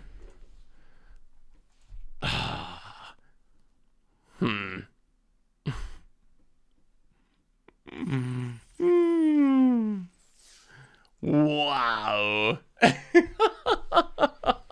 That one kind of blows my mind. I think he has Simic Value to death. Yeah. I mean, none of that does anything. You should have taken 6 for Titania's Command. Yeah, I mean, I wish we had the Titania's Command, but there's nothing that we can Shigeki back that saves us, unfortunately. Wow, they're playing Lures the Dream Den is their companion in Cube. Well, I assume our opponent's aggro. pretty good bet that our opponent's being aggro over there. Opponent. I mean, I don't think we should have paid 6 to put Titania's Command into hand. I think that like what actually makes that happen? Like how do we lose that Titania's Command? It has to be, I guess they could have a Field of Ruin or something like Primal Command. The odds of that are pretty low. It seems like that's a hard thing to actually play around. Altar of Ball. All right, opponents makes a skeleton doing spicy stuff, attempting to. Well, there's a Field of the Dead. We will take it. Well, play the land, or play the Lotus Cobra, play the Swamp, add a mana, play Sorin, tick it up. All right, we're taking 6 this time. We learned. Sorin seems kind of bad with a huge amount of high cost cards. I mean, you can always just say no. Even if it's drawing you a card like 75% of the time or something, that's still pretty good. Opponent, Transmogran's Crown. So opponent's mono black Lurrus Companion deck. Well, the bad news for our opponent is this Titania's Command is going to be decent, I think. So Titania. Opponent kills our Sorin and scoops it up. Oh, yeah, Shigeki. Oh, Doc, did I just play you? That Primal Command was brutal. Brotel. I think it was probably even better than you realize because, wow, this is someone else playing Lurrus as their companion? I've never, ever seen anyone play Lurrus as their companion in a cube draft. Not a single time. And now 2 players in a row.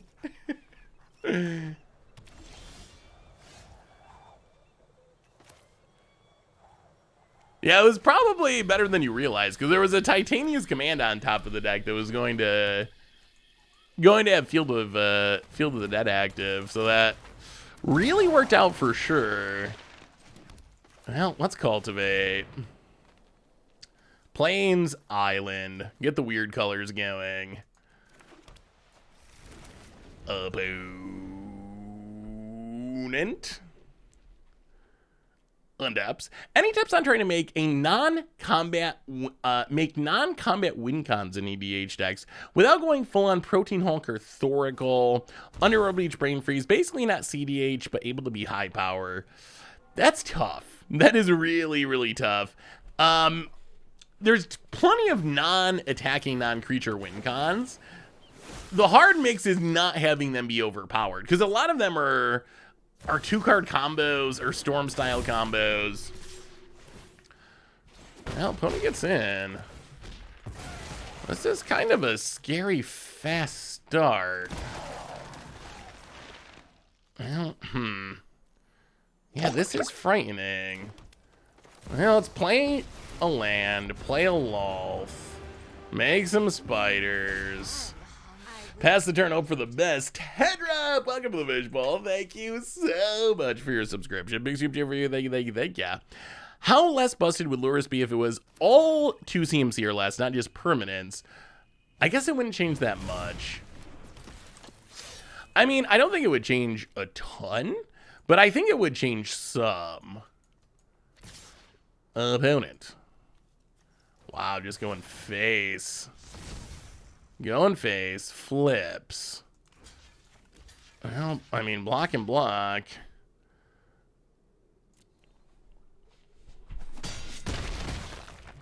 Drop to 15.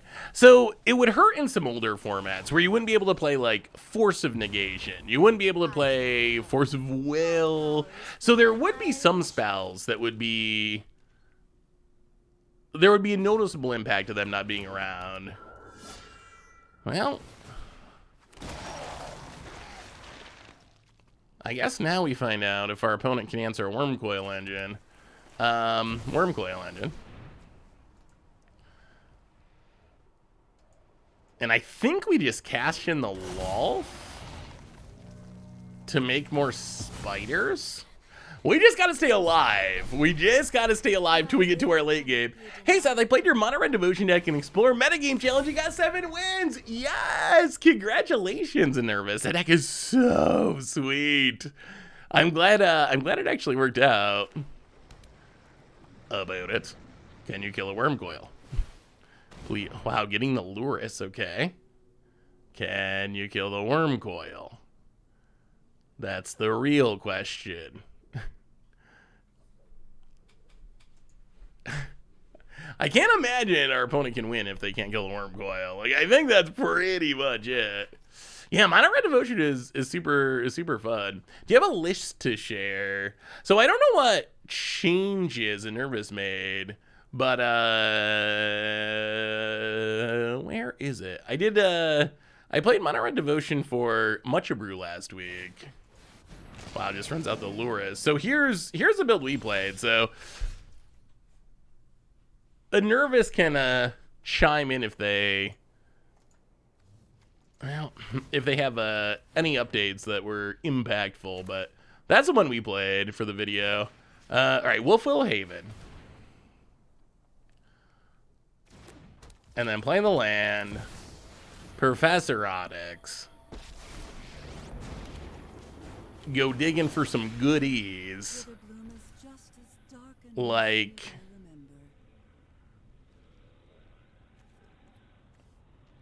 Do we have anything in our graveyard?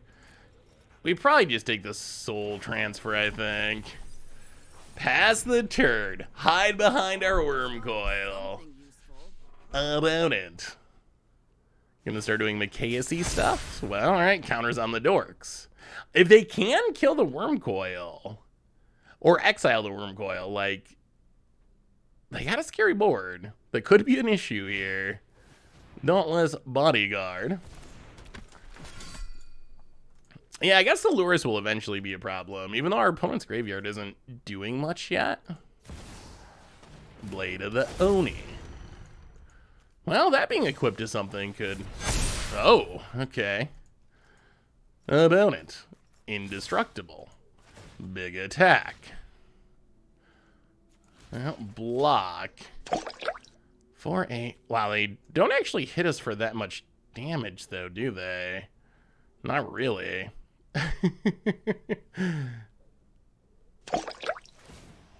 Oh! Wow. Okay.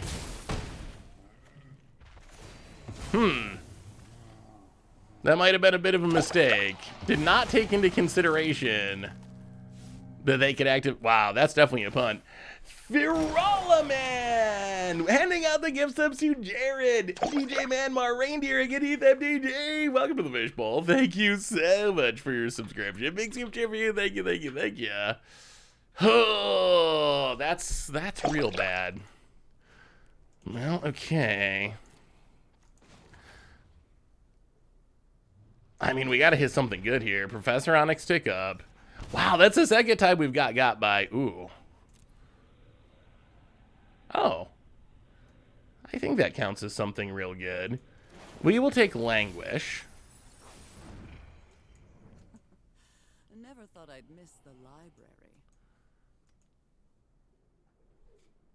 Oh, but we can't kill the Luris. So this doesn't actually work, does it? We don't have enough black mana to get rid of it this turn.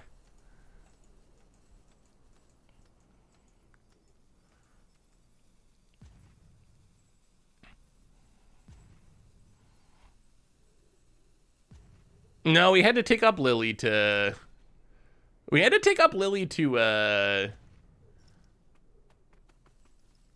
And they have this in the graveyard. Oh, so we're actually just dead. Yeah, this doesn't work at all. Yeah, I'm pretty sure we're dead here.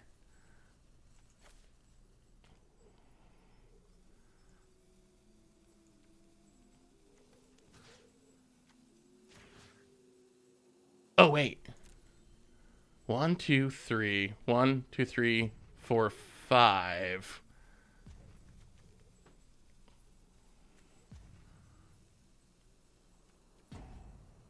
Hmm. 1, 2, 3. 1, 2, 3, 4, 5. All of our lands are tapped too. Oh, this is bad. We're like so close to stabilizing. So we get rid of the Luris. I guess we got to get back Dryad of the Ilson Grove. We gain a couple of life. We get rid of the Luris.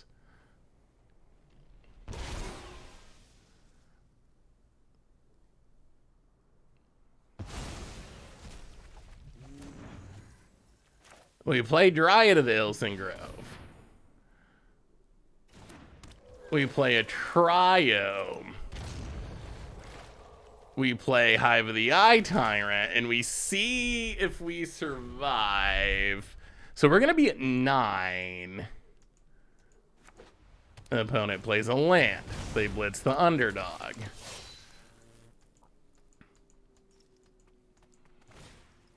Oh, no! Wow! Wow! Hey, what's up, Joseph? How are you? Wow! Oh, my goodness. Wait, what are we getting punted for? Brutal.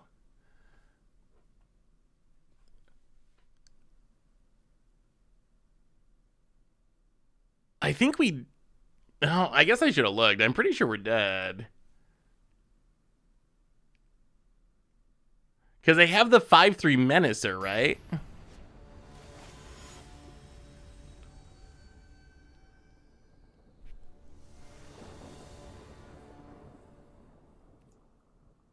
Oh, boy.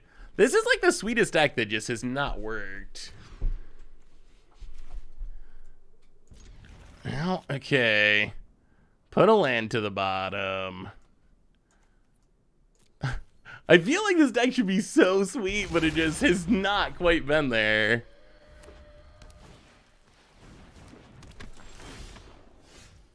Well, oh boy, alright, opponent. Staying aggro, staying aggro. Wolf Willow Haven.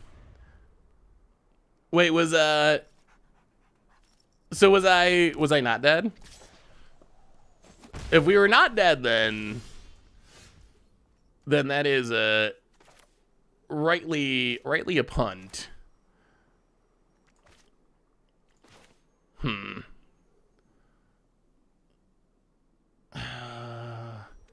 How do we want to do this?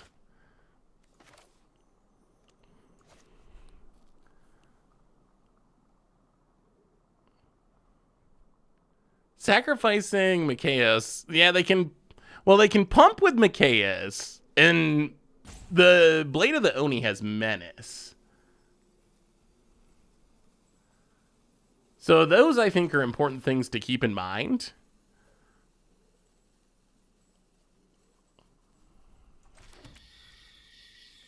Yeah, let's just get rid of this. I think it's got to happen eventually. Get rid of the Dragon Rage Channeler. Opponent. Always let your opponent play it out. They might not see the same line as you, but new game time. Yeah, I mean, I guess that's true. Opponent plays a land and Cranko.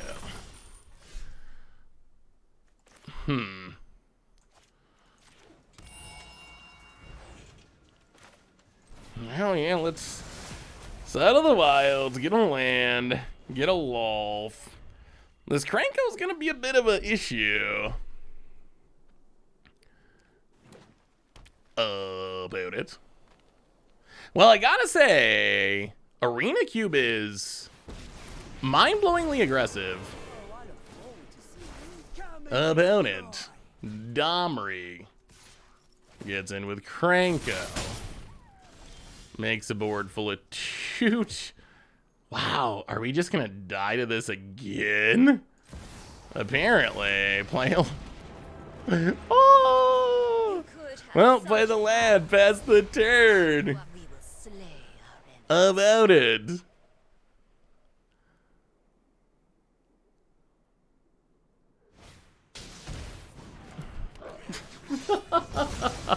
You win this round, but I'll do a gift in exchange. Oh, well, I think the lesson is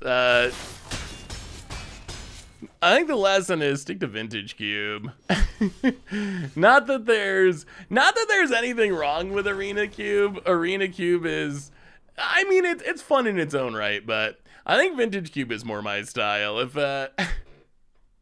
Arena Cube is kind of like standard basically or something. Don't draft Overwhelming Splendor. I will still maintain that this is like an 8 out of 10 or 9 out of 10 draft deck.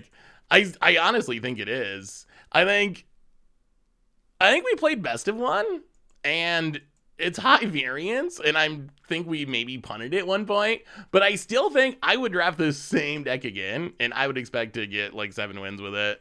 I think it is like a really good deck. So, but I mean, yeah, I mean, it's best of one. It's a must-have board wipe format. I mean, we do have board wipes. Like, I don't know. To me, I still think this is a really good deck. But hey, what can you do? Like,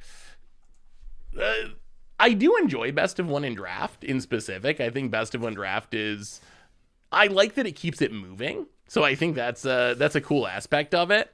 But I will say, like, that last game was pretty frustrating. The last game that was just like, the snowball stuff. I think, whoa. No. We're not trying to, I don't think, I gotta go pick up bears, so I don't think we're doing another draft. I was trying to get our prizes.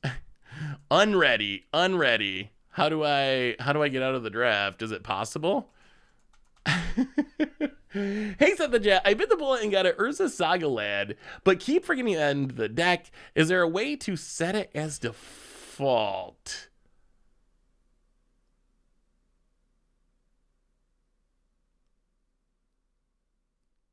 I don't expect Arena to send me...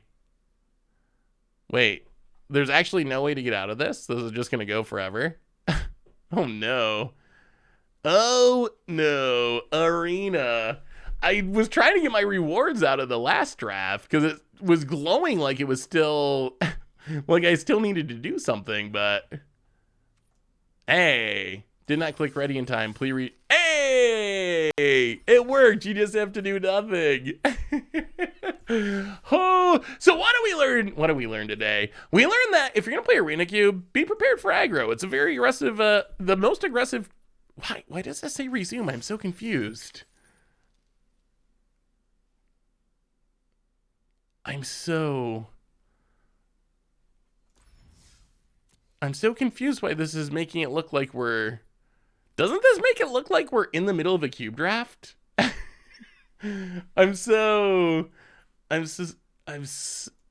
tried to accept my prize, but it just threw us in another draft. And then if you'll hear, it says start draft. Oh, so now it's counting us as in? Oh. Huh. Okay. Interesting. Huh. Well, we learned a little bit about Arena today. We learned a lot today. So what did we learn? We learned that Arena Cube, pretty aggro. So be prepared for aggro if you do some Arena Cubing. It is fun, although I'm a little sad that that last deck didn't have more wins, because I think that deck is... Oh, that's how I want my cubes to be. That is exactly how I want my cube drafts to be. So it's a little sad that it didn't work out, because I will just keep drafting that deck again and again, and I guess apparently losing with it, because that's exactly how I want them to be. But so we learned Arena Cube is pretty aggro. We also learned about our best sets of the year. So we got pretty far into our year in review rewards. Set of the year, Kamigo and Yan Dynasty. Worst set, 30th Anniversary Edition. Format of the year, Explorer. Art of the year, Infinity Shocklands. Most overrated card, or the biggest flop of the year, Obnixilis from Streets of New Cometa. Most underrated card, Fable the Mirror Breaker. Commander of the year, Ishin. We're going by the numbers on EDH Rec. And then there's a bunch of other ones that are a little harder to be objective with, worst decisions and best decisions and drama. So maybe we'll get to those in the future, but we got a pretty good head start at least on our 2022 awards. So on that note, everyone, I think that brings us to the end of our stream for tonight. The good news is we'll be back in 2023 with another stream. No stream on Thursday this week. Got to do some holiday stuff. In the meantime, though, there are tons of things going up on the YouTube. Year-end stuff, gameplay stuff, all kinds of really sweet stuff. So definitely check that out. Ooh, message from the Arena team. We found a problem with how the store's packs were handling Brothers War retro artifacts and duplicate protection, bro. We have fixed the issue and attached the items that you may have missed. Wait, really? What did you do to me, Arena? You did not give me a... Arena? You shorted me a sculpting steel? For shame. I mean, I guess good on Arena, because... All right, a little bit of XP. I guess good on Arena, because I would have never known. I would have never known if they had not given me that sculpting steel that they kind of owed me, apparently. So I guess you do got to check your Arena messages. I assume that it was all just the Arena equivalent of spam, but maybe there's important stuff there. So anyway, everyone, that brings us to the end of our stream for today, and the end of our stream for the year. We will be back next year to play some non-limited formats, have some more fun, play some J-Key Constructed. So thanks so much for hanging out this year, everyone. You are amazing and awesome and spectacular, and I love y'all. So have a great night, have an amazing weekend, have a great New Year's, and I will see you next week. So until then, everyone, be good. I love y'all, and I will talk to you soon.